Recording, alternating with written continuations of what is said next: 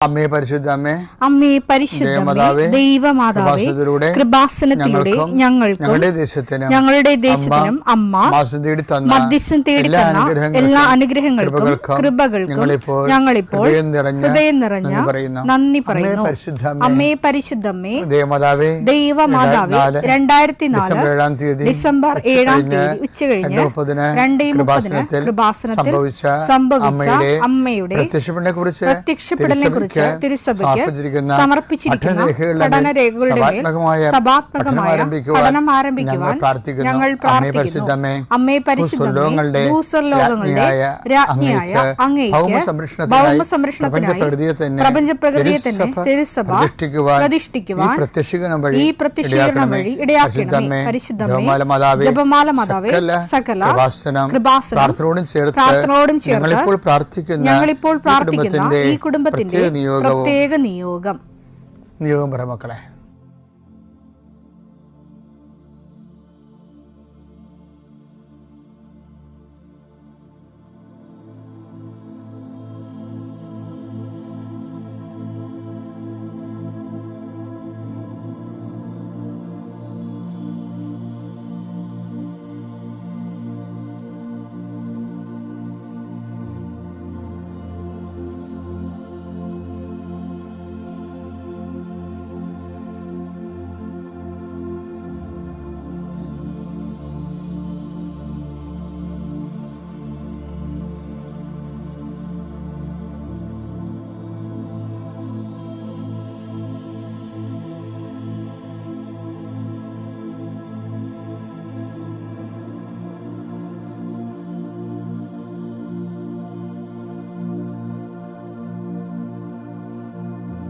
അമ്മയുടെ പ്രത്യക്ഷീകരണത്തിന്റെ ഈ അനുഗ്രഹവേളയിൽ ഞങ്ങൾക്ക് സാധിച്ചു തരുവാൻ കനിയണമേ.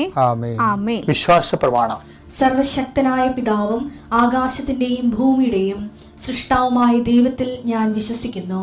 അവിടുത്തെ ഏകപുത്രനും ഞങ്ങളുടെ കർത്താവുമായ ഈശോമിശിഹായിലും ഞാൻ വിശ്വസിക്കുന്നു.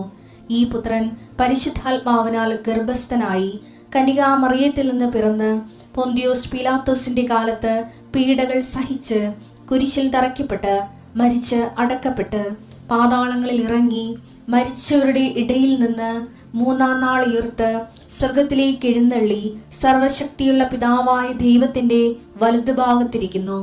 അവിടെ നിന്ന് ജീവിക്കുന്നവരെയും മരിച്ചവരെയും വിധിക്കുവാൻ വരുമെന്നും ഞാൻ വിശ്വസിക്കുന്നു. പരിശുദ്ധാത്മാവിലും ഞാൻ വിശ്വസിക്കുന്നു.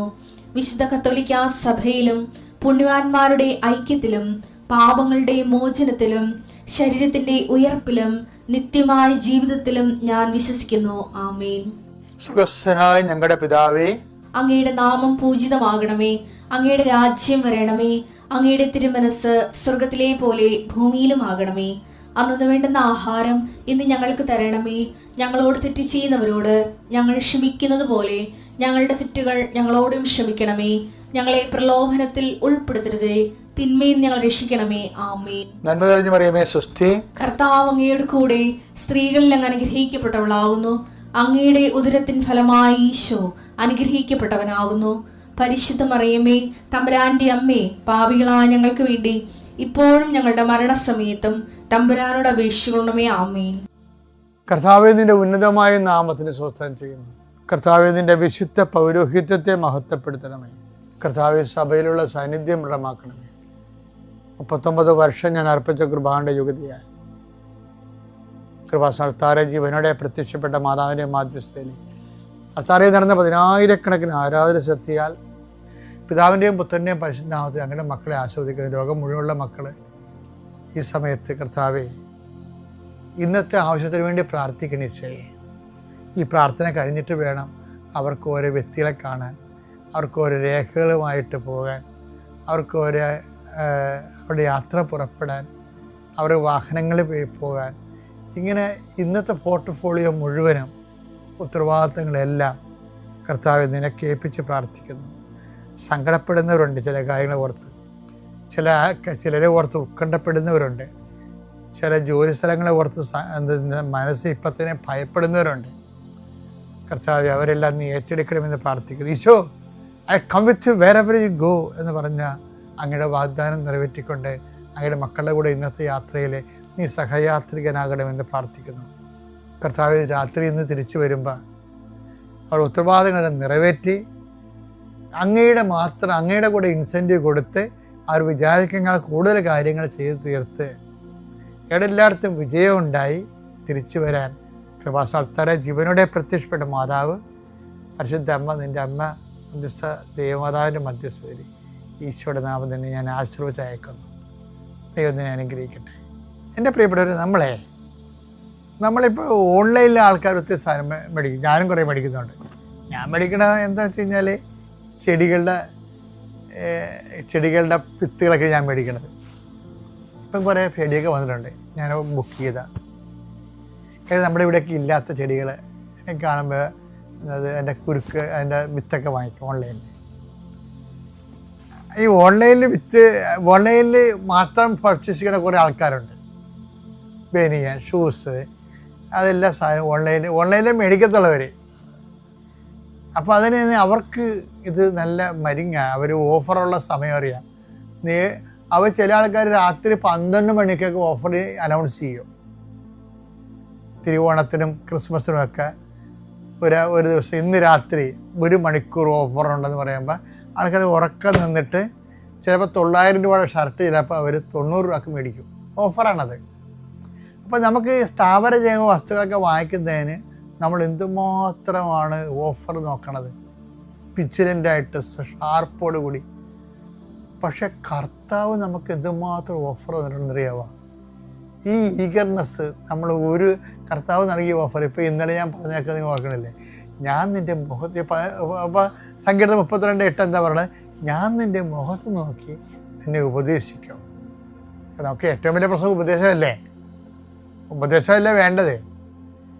ഈ ആൾക്കാരെല്ലാം തെറ്റിപ്പോണ അങ്ങോട്ട് നമുക്ക് നേരെ പോണതിന് പകരം നമ്മൾ വേറെ വഴിക്ക് പോയാൽ വല്ലയിടത്തും എത്തുക. ഉപദേശം പ്രധാനപ്പെട്ടതാണ്. നീ എന്നെ ഉപദേശിക്കേണ്ടതൊക്കെ പറയണില്ല, മണ്ടത്തരമാണ്. ആൾക്കാർക്ക് ഏറ്റവും പ്രഷ്യസ് ഉപദേശമാണ് വേണ്ടത്. അപ്പം എന്താണ് കാര്യം? നീ നടക്കേണ്ട വഴിയാണ്. യോഹന്നാൻ 16:14 വരാനിരിക്കുന്ന കാര്യങ്ങൾ അവൻ നിങ്ങളെ അറിയിക്കും. അത് വരാനിരിക്കുന്ന കാര്യങ്ങൾ അവൻ നിങ്ങളെ അറിയിക്കും. അത് ഓഫറാണത് ശരിക്കും പറഞ്ഞാൽ. നമ്മുടെ ജീവിതത്തിൽ വരാനിരിക്കുന്ന കാര്യങ്ങളെക്കുറിച്ച് നമുക്ക് കർത്താവ് സൂചന തരും. അതിനകത്താന്നും പറഞ്ഞ് ഞങ്ങൾ കൈ നീട്ടി ചെല്ലരുത്. കർത്താവിന് തോന്നണം നിനക്ക് വരാനിരിക്കുന്ന കാര്യങ്ങൾ പറഞ്ഞു തരാൻ പറ്റിയ ആളാണെന്ന്. പറഞ്ഞില്ലേ, ഞാൻ കഴിഞ്ഞ ദിവസങ്ങളൊക്കെ ഞാൻ പറഞ്ഞില്ലേ, ദൈവത്തിനൊന്നും അസാധ്യമല്ല, പക്ഷേ എല്ലാം ലളിതമല്ലെന്ന്. എന്താ കാര്യം? നമ്മളതിൻ്റെ പേയ്മെൻറ്റ് നമ്മൾ ആ പ്രോസസ്സിലൂടെ പോകണം. ഇപ്പം ഈശ്വരനെ തന്നെ ആ പ്രോസസ്സിലൂടെയല്ല കൊണ്ടുപോയത്. അനുഭവിലൊക്കെ വിട്ട് പരീക്ഷിച്ചൊക്കെ എടുത്തിട്ടാണ് ആ പ്രോസസ്സിലൂടെയാണ് വരത്തുള്ളത്. അപ്പം അതുകൊണ്ട് ദൈവത്തിൻ്റെ മുമ്പിൽ നമുക്ക് കുറേ പ്രലോഭനങ്ങൾ ഉണ്ടാകണമെന്ന് വെച്ച് കഴിഞ്ഞാൽ എല്ലാം നമ്മളുണ്ടാക്കണമല്ല, കുറച്ച് ദൈവം തന്നെ നമ്മളെ ടെസ്റ്റ് ചെയ്യാൻ വേണ്ടി ഉണ്ടാക്കും. ഇപ്പം എൻ്റെ ഏറ്റവും വലിയ വിഷയം വെച്ചാൽ വിശ്വസ്തതയാണ്. ഇപ്പം എൻ്റെ നിർമ്മലം എന്ന് പറഞ്ഞ കഴിഞ്ഞ ദിവസം നമ്മൾ കണ്ടില്ലേ, അങ്ങനെയൊക്കെ വരണമെന്നുണ്ടെങ്കിൽ ഈ ആ ടെസ്റ്റുകളെല്ലാം പാസ്സായി ഈസിയാണ്, എല്ലാം ഈസിയാണ്. ഞാൻ നിങ്ങൾ പറയുന്ന കാര്യങ്ങൾ നിങ്ങൾ ശ്രദ്ധിച്ചാൽ നിങ്ങൾക്കത് പെട്ടെന്ന് മനസ്സിലാവും. അല്ലെങ്കിൽ മനുഷ്യന്മാരെപ്പോലെ നമ്മൾ കാണുകയും പോവുകയും ചെയ്തെടുക്കും. ഇപ്പം ചില വീടുകളിലൊക്കെ ഇല്ലേ, കടലോരത്തെ ആൾക്കാരൊക്കെ, കടലോരത്ത് ഇപ്പോൾ ജീവിക്കുന്ന ആൾക്കാരൊക്കെ മരിപ്പൊക്കെ വരികയാണെങ്കിൽ അവർ ഞങ്ങളുടെ ആൾക്കാർ സ്വരത്ത് നിലവിളിക്കും. നിലവിളിക്കല്ലേ? നിലവിളിച്ചില്ലെങ്കിൽ അവർക്ക് എന്തോ കുഴപ്പമുള്ളതായിട്ട് ആൾക്കാർ തോന്നും. അപ്പം അവൻ നിലവിളിക്കേണ്ടതാണെന്നുള്ള ആ ഇമോഷണൽ സെറ്റപ്പിൽ. പക്ഷേ വേറെ ചില സ്ഥലത്തൊക്കെ നമ്മൾ ചെല്ലുമ്പോൾ മരിപ്പ് എത്ര ഇൻറ്റിമസി ഉള്ളവർ നിലവിളിക്കാൻ നമ്മൾ കാണത്തില്ല. അതെന്താ സംഭവം? ദുഃഖമില്ലാത്തതാണ് അവർക്ക്. കഠോരമായ ദുഃഖം ഉണ്ടാകും ചിലപ്പോൾ. പക്ഷെ അവർ നിലവിളിച്ച് അങ്ങനെ ശീലിച്ചിട്ടില്ല. നിലവിളി ആരും പ്രതീക്ഷിക്കണില്ല. സമൂഹം ആ നിലവിളി പ്രതീക്ഷിക്കണില്ല. അവരുടെ ആ സമൂഹം ആ നിലവിളി പ്രതീക്ഷിക്കണില്ല. അതുകൊണ്ട് അവർ ഞങ്ങൾക്ക് ഇങ്ങനെ ഗിയർ ചേഞ്ച് ചെയ്ത് ഒക്കെ ഇങ്ങനെ നിൽക്കുക, ഞങ്ങളടിച്ചൊക്കെ നിൽക്കുകയുള്ളൂ. കാർക്കൂവി നിലവിളിക്കത്തില്ല. ചില സ്ഥലങ്ങളിൽ നിലവിളി പ്രതീക്ഷിക്കുന്നുണ്ട് സമൂഹം, അപ്പോൾ അവർ ലാവിഷായിട്ട് നിലവിളിക്കോളാം. അപ്പം ഞാനിങ്ങനെ ആരെ ആക്ഷേപം സംസാരിക്കുകയല്ല, ഓരോ രീതിയിലാണ് ഓരോ ആൾക്കാർ വിഷയത്തിൽ വരുന്നത്. ഇത് തന്നെ ആധ്യാത്മികതയിലും അതുപോലെ വരുന്നുണ്ട്. ശരിക്കും പറഞ്ഞാൽ നമ്മൾ ദൈവമായിട്ടുള്ള ഡീലിങ്സിൽ പലപ്പോഴും ചില ആൾക്കാർ, ഞാനെപ്പോഴും ഈ പരിശുദ്ധ അമ്മേനെയാണ്, അമ്മ എന്ത് ചെയ്യുന്നതെന്ന് നോക്കത്തുള്ളൂ. അമ്മയുടെ ഏറ്റവും വലിയ സംഭവം വെച്ചാൽ അമ്മയും ഈശോയും ഒരേ ടൈപ്പാണ്. എന്താ, കൊല്ലാൻ കൊണ്ടുപോകുന്ന കുഞ്ഞാടിനെ പോലെ ശാന്തനായിരുന്നു. രോമം കത്തിക്കുന്ന ശാന്തനായി നിൽക്കുന്ന കുഞ്ഞാടിനെ പോലെ ആ മൂകനായിരുന്നൊക്കെ പറയുമ്പോൾ വിഷയത്തിൽ ഒരു ഇമോഷണൽ ലെവല് കൺട്രോൾഡാണ് ശരിക്കും പറഞ്ഞത്. ചില സ്ഥലത്ത് ഇമോഷണൽ ലെവല് അത്ര കൺട്രോൾഡല്ല. കാര്യം വെച്ച് കഴിഞ്ഞാൽ അത് സർക്കംസ്റ്റൻസ് അനുസരിച്ചാണ്. ഇപ്പോൾ മാതാവാണെങ്കിൽ ഹൃദയത്തിൽ ഭയങ്കര വിഷമം ഉണ്ടാകുന്ന സമയത്തായാലും ഹൃദയത്തിൽ സംഗ്രഹിച്ച് കളയാതെ അതിൻ്റെ സൗണ്ട് ഇപ്പോൾ സൈലൻസർ വെച്ച് കളയും. ഇപ്പോൾ ചില വണ്ടിയില്ലേ, ചില പോലീസ് വണ്ടിക്കൊക്കെ ഭയങ്കര സ്വരം, പക്ഷെ അത് വന്നെ അറിയത്തില്ല. അതേസമയം ചില പിള്ളേർ സൈലൻസറെ ബേഡ് കുത്തി കയറ്റി ഭയങ്കര സ്വരം ഇട്ടിട്ട് പോകണം കാണാം. അപ്പം അത് വെച്ചാൽ അത് അവരുടെ ഒരു രീതിയാണത്, ഓരോരുത്തരുടെ രീതിയാണത് അത് വരണത്. ഞാനെന്താ ഇങ്ങനെ പറയാൻ കാരണം എന്ന് വെച്ച് കഴിഞ്ഞാൽ, ഈ ദൈവഭാഗത്തുനിന്ന് നമ്മൾ കാണിക്കേണ്ട ഒരു ഇമോഷണൽ മച്യൂരിറ്റി ഉണ്ട് ചില വിഷയത്തിൽ. ഇമോഷണൽ മച്യൂരിറ്റി, ആ ഇമോഷണൽ മച്യൂരിറ്റി ഇപ്പോൾ ചില ആൾക്കാർ എന്തെങ്കിലും നെഗറ്റീവ് സംഭവിച്ചു കഴിയുമ്പോൾ റാഷായിട്ടൊക്കെ ഇടപെടത്തില്ലേ. അപ്പം അത് ജില്ലയ്ക്ക്, മലയാളത്തിൽ തന്നെ ജില്ലകൾ തോറും ഇമോഷണൽ മച്യൂരിറ്റിയുടെ വ്യത്യാസം, ഒരു ഇക്യു എന്നൊക്കെ പറയുന്ന ഇമോഷണൽ കോൺഷ്യസ് ഒക്കെ വ്യത്യാസമുണ്ട് ഭയങ്കര. ചില സ്ഥലങ്ങളിൽ വളരെ ശാന്തമായിട്ട് സംസാരിക്കത്തുള്ളൂ. ചില ആൾക്കാർ നിസ്സാര കാര്യം പോലും അലറിക്കൂവിയെ സംസാരിക്കത്തുള്ളൂ. ഓരോരുത്തരുടെ രീതികളാണ്.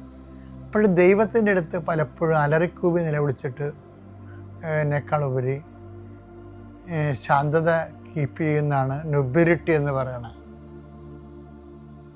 ശാന്തത കീപ്പ് ചെയ്യുന്ന നൊബിലിറ്റി എന്ന് പറയണത് വെച്ച് കഴിഞ്ഞാൽ നമ്മൾ സബ്മിസീവ് മൈൻഡ്, ദൈവഹിതത്തിന് നമ്മൾ ശാന്തമായി സബ്മിസീവായിരിക്കുന്നു എന്നുള്ളതാണ്.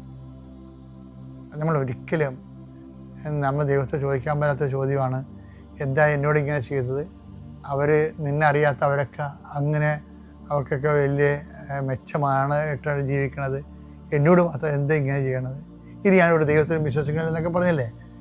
അറിവുകേട് കൊണ്ട് പറഞ്ഞാൽ ദൈവം ക്ഷമിക്കുമെന്ന് പറഞ്ഞാലും ദൈവം ക്ഷമിക്കും. പ്രശ്നം ഉണ്ടാക്കി എന്തിനാണ് ക്ഷമ മേടിക്കണത്? മനസ്സിലായില്ലേ? എന്തിനാണ് പ്രശ്നം ഉണ്ടാക്കി ക്ഷമ മേടിക്കണത്? അതുകൊണ്ട് ആർക്കും ഒരു പ്രയോജനമില്ലല്ലോ. ഇപ്പം നമ്മളൊരു പ്രശ്നം ഉണ്ടാക്കി കുറച്ച് കഴിയുമ്പോൾ ദൈവത്തോട് ക്ഷമ ചോദിച്ചിട്ടുള്ള കാര്യമുണ്ട്. നമ്മൾ ദൈവത്തെ സ്നേഹിക്കാതിരിക്കണമല്ല പ്രശ്നം, ദൈവത്തെ പല കാര്യങ്ങൾക്ക് അവിശ്വസിക്കുന്നതാണ് ഈ പ്രശ്നം. ദൈവം അങ്ങനെ ചെയ്യുക, ചെയ്തില്ലേ നമ്മൾ വെള്ളം കുടിക്കുമല്ല. അതാ ആൾക്കാർക്ക് ഉള്ളതെന്ന് വെച്ച് കഴിഞ്ഞാൽ ദൈവത്തെ വിശ്വാസത്തിലെടുക്കത്തില്ല. ദൈവത്തെ എടുക്കാൻ വരുമ്പോൾ എന്താ പറഞ്ഞാൽ, ഈ പൗലോസ് പറഞ്ഞിട്ടില്ലേ സ്നേഹമെല്ലാം വിശ്വസിക്കണമെന്ന്. അപ്പം നീ ദൈവത്തെ അവിശ്വസിച്ചാൽ ദൈവത്തിൻ്റെ സ്നേഹത്തെയും നീ വേണ്ട വിധത്തിൽ മാനിക്കണില്ല എന്നുള്ള രീതി വരും.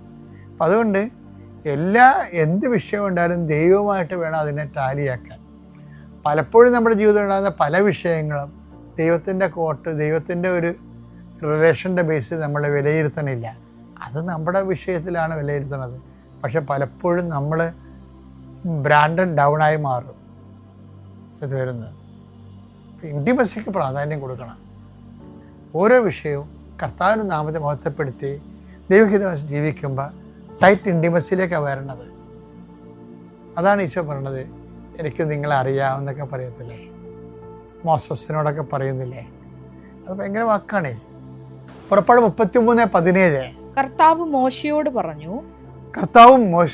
പറഞ്ഞു, നീ ആവശ്യപ്പെട്ട ഈ കാര്യവും നീ ആവശ്യപ്പെട്ട ഈ കാര്യവും ഞാൻ ചെയ്യും. എന്തെന്നാൽ നീ എന്റെ പ്രീതി നേടിയിരിക്കുന്നു. എന്റെ പ്രീതി നേടിയിരിക്കുന്നു. നിന്നെ എനിക്ക് നന്നായി അറിയാം.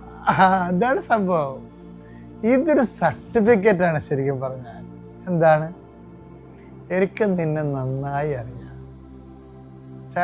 അത് ഒറ്റ അറിവ് കൊണ്ട് വന്നതല്ല. കോഴ്സ് ഓഫ് ടൈം ജീവിക്കുമ്പോൾ ടോട്ടൽ അസസ്മെൻറ്റിൽ നിന്നാണ് വരണത്. എനിക്ക് നിന്നെ നന്നായി അറിയാം എന്ന് പറയണത്. അപ്പോൾ അതിനകത്ത് ടോട്ടൽ അസസ്മെൻറ്റ് നടക്കുന്നുണ്ടെന്നല്ലേ, ഓരോ വിഷയത്തിലൂടെയും വിലയിരുത്തൽ നടക്കുന്നുണ്ടല്ലോ. അതുകൊണ്ട് ദൈവത്തിരുസന്നിധി വിവേകത്തോടെ ആണ് നമ്മൾ പെരുമാറുന്നത്. ഒരു പ്രായമൊക്കെ കഴിഞ്ഞാൽ 10-30 വയസ്സ് കഴിഞ്ഞാലൊക്കെ ദൈവത്തിൻ്റെ ഇൻറ്റിമസിയിലേക്ക് വരണം. നിങ്ങൾ ഒരു 30 വയസ്സൊക്കെയാണ് ശരിക്കും പറഞ്ഞാൽ ദൈവത്തിരുസന്നിധിയിൽ പക്വതയുള്ള പൗരനായിട്ട് വരണം. 30 വയസ്സാണ്. അതിനുള്ളിൽ നീ ഇത് ലെവലിൽ വരാൻ നോക്കണം. കർത്താവ് പരസ്യജീവിതം തുടങ്ങുന്നതും ദൈവത്തെക്കുറിച്ച് സംസാരിച്ചു തുടങ്ങിയൊക്കെ 30 വയസ്സിലല്ലേ. 30 വയസ്സ് വരെയുള്ള കാലഘട്ടം കഴിയുമ്പോൾ പിന്നെ ഈ ഇൻറ്റിമസിയുടെ ടൈമാണത്. അപ്പം അതൊന്ന് എല്ലാ കാര്യവും ഇൻറ്റിമസി വർക്ക് ചെയ്യാൻ വേണ്ടി ഓരോ ദിവസവും അതിനുവേണ്ടി അതിൽ വളരാൻ കർത്താവ് നിങ്ങൾ അനുഗ്രഹിക്കട്ടെ എന്ന് പ്രാർത്ഥിക്കുന്നു. ആദ്യമായി ഈ പുണ്യഭൂമിയിൽ വന്ന് സാക്ഷ്യം പറയാൻ അനുഗ്രഹിച്ച അമ്മ മാതാവിനും തിരുകുമാരനും ഒരുപാട് നന്ദി പറയുന്നു. എൻ്റെ പേര് സാനിയ. ഞാൻ വരുന്നത് മൂവാറ്റുപുഴയിൽ നിന്നാണ്. ഇതെൻ്റെ മമ്മി ബിന്ദു. ഞാൻ ആദ്യമായിട്ട് ഉടമ്പടി എടുക്കുന്നത് 2024 ആഗസ്റ്റ് 13 ഉടമ്പടി എടുക്കുമ്പോൾ എനിക്ക് ആദ്യമായിട്ട് എനിക്ക് അങ്ങനെ വലിയ വിശ്വാസമൊന്നും ഉണ്ടായിരുന്നില്ല. ഫ്രണ്ട്സൊക്കെ പറഞ്ഞു ഉടമ്പടി എടുക്കുമ്പോൾ എന്താണ് ഇത് കറക്റ്റായിട്ട് പാലിക്കണം, എന്നാലാണ് ഇത് നടക്കത്തുള്ളൂ, അല്ലെങ്കിൽ അത് മുടങ്ങിക്കഴിഞ്ഞാൽ ഭയങ്കര വലിയ പ്രശ്നങ്ങളാണെന്നൊക്കെ പറഞ്ഞു. അപ്പോൾ എനിക്ക് ആദ്യമൊക്കെ പിന്നെ മടിയായിരുന്നു. പിന്നെ ഞാൻ എൻ്റെ ഫ്രണ്ടും കൂടെ പറഞ്ഞു, എടി വാ നമുക്കൊന്ന് ഉടമ്പടി എടുക്കാം. അപ്പോൾ എൻ്റെ ഫ്രണ്ട്സ് കുറച്ച് പേരൊക്കെ എടുത്തിട്ടുണ്ടായിരുന്നു. എന്നിട്ട് ഞാൻ വന്ന് ഉടമ്പടി എടുക്കാനായിട്ട് ആഗസ്റ്റ് മാസത്തിലൂടെ വന്നു. അന്ന് വന്ന് ഞാനിവിടെ വന്ന് ഉടമ്പടി എടുത്തു. എനിക്കങ്ങനെ കറക്റ്റായിട്ട് അറിയത്തുണ്ടായിരുന്നില്ല. ഇവിടെ വന്ന് എല്ലാവരോടും ചോദിച്ചു. അപ്പോൾ ഉടമ്പടിയുടെ കാര്യങ്ങളെല്ലാം എനിക്ക് പറഞ്ഞു തന്നു. അങ്ങനെ ഉടമ്പടി എടുത്തു. ഞാനൊരു നേഴ്സാണ്. അപ്പോൾ പുറത്ത് പോകണമെന്നൊരു ആഗ്രഹത്തോടെയാണ് ഞാനിവിടെ വന്ന് ഉടമ്പടി എടുത്തത്. ഞാനപ്പോൾ സൗദിക്ക് പോകാനായിട്ട് പ്രോസസ്സിംഗ് എല്ലാം സ്റ്റാർട്ട് ചെയ്തിട്ടുണ്ടായിരുന്നു. പ്രോസസ്സിംഗ് എല്ലാം സ്റ്റാർട്ട് ചെയ്ത് അപ്പോൾ എക്സാം എഴുതാമെന്നൊരു ഇതിൽ വന്ന് ഞാൻ എക്സാം എഴുതാം ഇവിടെ ഒന്ന് പ്രാർത്ഥിച്ചു.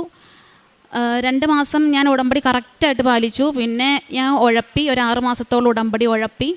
അത് കഴിഞ്ഞിട്ട് ഞാൻ ഇവിടെ വന്ന് പുതുക്കി, 1-ാം പുതുക്കി കഴിഞ്ഞ് ഇവിടെ അച്ഛനെ വന്ന് കണ്ടായിരുന്നു. അപ്പോൾ ഇവിടെ വന്ന് പറഞ്ഞിട്ടുണ്ട് മാതാവ് എന്നെ കാത്തോളും. അങ്ങനെ ഓർത്ത് ഞാൻ എക്സാം എഴുതി. എക്സാമിന് പോയി. എനിക്ക് ഒരു നല്ലൊരു പ്രതീക്ഷ ഉണ്ടായിരുന്നു, ഞാൻ പാസ്സാവും, ഇവിടെ വന്ന് പ്രാർത്ഥിച്ചല്ലോ എല്ലാം നടന്നു കിട്ടും എന്നൊരു പ്രതീക്ഷ എനിക്കുണ്ടായിരുന്നു. ഞാൻ റിസൾട്ട് വന്നപ്പോഴത്തേക്കും എൻ്റെ ഫ്രണ്ട്സ് എല്ലാവരും പാസ്സായി, ഞാൻ തോറ്റു. അപ്പോൾ എനിക്ക് ഭയങ്കര സങ്കടമായിരുന്നു. ഞാൻ ഒരിക്കലും പ്രതീക്ഷിച്ചില്ല ഞാൻ തോക്കൂ എന്നുള്ള കാര്യത്തിൽ. എനിക്ക് പരീക്ഷ വലിയ കുഴപ്പമൊന്നും ഉണ്ടായിരുന്നില്ല, നിസാര മാർക്കിനാണ് ഞാൻ പോയിട്ടുണ്ടായിരുന്നത്. അപ്പോൾ ഞാൻ ഭയങ്കര കരച്ചിലായിരുന്നു. ഞാൻ ആദ്യം മമ്മിയോടും പപ്പയോടും ഒന്നും പറഞ്ഞിട്ടുണ്ടായിരുന്നില്ല തോറ്റ കാര്യം. പിന്നെ പൈസ 2ാമത് എടുക്കാനുണ്ടായിരുന്നില്ല. അതിട്ട് എൻ്റെ കൂട്ടുകാരിയുടെ എന്ന് അപ്പോൾ അവൾ പൈസ തന്നു. എടി നീ 2ാമത് ഒന്നോടെ ഒന്ന് എഴുതി നോക്ക്, കിട്ടും എന്ന് അവൾ എനിക്ക് പറഞ്ഞു. എനിക്ക് പൈസ ഇട്ട് തന്നു. ഞാൻ എന്നിട്ട് ഡേറ്റ് ഉണ്ടോ എന്ന് അറിയാൻ വേണ്ടി വിളിച്ച് ചോദിച്ചപ്പോഴത്തേക്കും എന്നോട് പറഞ്ഞു ഒരു ഡേറ്റ് ഉണ്ട്, വേഗം തന്നെ ബുക്ക് ചെയ്യുവാണെങ്കിൽ കിട്ടും എന്ന് പറഞ്ഞു. ഞാൻ എന്നിട്ട് ആ ഡേറ്റ് എടുത്ത് ഞാൻ അടുത്ത പരീക്ഷയ്ക്ക് പോവാണ്. അപ്പോഴും എനിക്ക് വലിയ പ്രതീക്ഷ ഒന്നും ഉണ്ടായിരുന്നില്ല. എന്നാലും എന്താ ഇനി തോക്കുമോ ഇത്ര രൂപയാ, 27,000 രൂപയായിരുന്നു ഒരു പരീക്ഷയ്ക്ക്. എന്നിട്ട് ഞാനിവിടെ വന്ന് ഉടമ്പടി പുതുക്കി കഴിഞ്ഞ് അപ്പോൾ ഞാൻ ഇവിടെ വന്ന് പ്രാർത്ഥിച്ചു, മാതാവേ ഈ തവണയെങ്കിലും നീ എന്നെ പാസ്സാക്കണം, നീ എൻ്റെ കൂടെ ഉണ്ടാവണം എന്നുള്ള ഞാൻ പ്രാർത്ഥിച്ചു പോയി. പിന്നെ വീട്ടിൽ ചെന്ന് എന്ന് ധ്യാനം കൂടുകയും ചെയ്യുമായിരുന്നു, സാക്ഷ്യങ്ങൾ കേൾക്കും. ഒരു ദിവസം 5 സാക്ഷ്യങ്ങൾ കേൾക്കുമായിരുന്നു. പിന്നെ അനാഥാലയങ്ങളിലൊക്കെ പോയി സന്ദർശിച്ച് അവർക്ക് ഭക്ഷണത്തിൻ്റെ കാര്യങ്ങളൊക്കെ ചെയ്തു കൊടുക്കുമായിരുന്നു. പച്ചക്കറി ഐറ്റംസ് എല്ലാം മേടിച്ചു കൊടുക്കുമായിരുന്നു. ഞാൻ അന്നേരം ജോലിക്കൊന്നും പോകണ്ടായിരുന്നില്ല, എൻ്റെ പൈസയൊന്നും ഉണ്ടായിരുന്നില്ല. മമ്മി പൈസ തന്നാണ് ഞാൻ പോയി സഹായിച്ചുകൊണ്ടിരുന്നത്. അത് കഴിഞ്ഞിട്ട് എക്സാമിന് പോയി നേർച്ച വസ്തുക്കൾ കൊണ്ടാണ് ഞാൻ പോയത്. എണ്ണ ഞാൻ പാസ്പോർട്ടിൽ തേച്ചിട്ടുണ്ടായിരുന്നു. അന്നേരം അവിടെ ചെക്കിങ് ചെയ്യുന്ന അവർ എൻ്റെ പാസ്പോർട്ടിൽ നിന്ന് എണ്ണ തുടച്ച് ഉടമ്പടി തൈലം. അത് കഴിഞ്ഞ് മാതാവിൻ്റെ കാശുരൂപം കഴുത്തിൽ കൊന്തയിട്ടിട്ടുണ്ടായിരുന്നു. എന്നിട്ട് കൊന്തയെ പിടിച്ചുകൊണ്ടാണ് ഞാൻ പരീക്ഷ എഴുതിക്കൊണ്ടിരുന്നത്. അപ്പോൾ അവരെൻ്റെ അടുത്ത് പറഞ്ഞു കൊന്തയെ പിടിക്കണ്ട, കാശ് രൂപത്തിലും പിടിക്കണ്ട എന്ന് പറഞ്ഞു. അപ്പോൾ എനിക്ക് ഭയങ്കര സങ്കടമായി. പിന്നെ തോക്കുമായിരിക്കും, അമ്മ എൻ്റെ കൂടെ ഇല്ലേ എന്നൊരു ഇതായിരുന്നു. അത് കഴിഞ്ഞിട്ട് മാതാവിനോട് ഞാൻ പ്രാർത്ഥിച്ചു, മാതാവേ എൻ്റെ കൂടെ നീ ഉണ്ടാവണം, എന്നെ നീ അകറ്റി കളയരുത്, എൻ്റെ കൂടെ ഉണ്ടാവണം എന്നും പറഞ്ഞ് ഞാൻ എപ്പോഴും പ്രാർത്ഥിച്ചുകൊണ്ട് ഞാൻ പരീക്ഷ എഴുതി. എനിക്ക് പരീക്ഷ എഴുതുമ്പോൾ ഒന്നും വലിയ ഞാൻ പഠിച്ച കാര്യങ്ങളൊന്നും എനിക്ക് വന്നിട്ടുണ്ടായിരുന്നില്ല. എനിക്ക് ഒരു പ്രതീക്ഷ ഉണ്ടായിരുന്നില്ല ജയിക്കും എന്നുള്ള കാര്യത്തിൽ. പുറത്തിറങ്ങിക്കഴിഞ്ഞപ്പോൾ എല്ലാവരും എൻ്റെ അടുത്ത് ചോദിച്ചു എങ്ങനെ ഉണ്ടായിരുന്നു എന്ന് ചോദിച്ചപ്പോൾ ഞാൻ ഒന്നും പറയണ്ടായിരുന്നില്ല. റിസൾട്ട് വരുമ്പോൾ അറിയാം നമ്മുടെ രീതിയിലായിരുന്നു. എളുപ്പമാണെന്നോ പാടാണെന്നോ ഒന്നും എനിക്ക് പറയാൻ പറ്റണ്ടായിരുന്നില്ല. അത് കഴിഞ്ഞ് എല്ലാ മാസം അവസാനമാണ് നമ്മുടെ റിസൾട്ട് വരുന്നത്. അപ്പോൾ റിസൾട്ട് വരണില്ല. എല്ലാ കൊല്ലം അവസാനം റിസൾട്ട് വന്നുകൊണ്ടിരുന്ന എല്ലാ മാസം. എൻ്റെ റിസൾട്ട് മാത്രം ഇങ്ങനെ വരുന്നില്ല. അപ്പോൾ ഞങ്ങൾ ചോദിക്കുന്നുണ്ട് എന്താ റിസൾട്ട് വരാത്തത്. അപ്പോൾ അവർ പറയുന്നുണ്ട് വരും എന്നാണ് പറയണത്. 10 ദിവസം ഡിലേ ആയിട്ടാണ് റിസൾട്ട് വന്നത്. റിസൾട്ട് എനിക്ക് നോക്കാനുള്ള ധൈര്യമൊന്നും ഉണ്ടായിരുന്നില്ല. എൻ്റെ കൂട്ടുകാരിയാണ് നോക്കി തന്നത്. അന്നേരം എനിക്ക് പാസ്സായിട്ടുണ്ടായിരുന്നു. അതാണ് എൻ്റെ ഒന്നാമത്തെ നിയോഗം എന്ന് പറയാനായിട്ട്. രണ്ടാമതെന്ന് പറയുമ്പോൾ എനിക്ക് 2022 തൊട്ടൊരു നടുവേദന ഉണ്ടായിരുന്നു.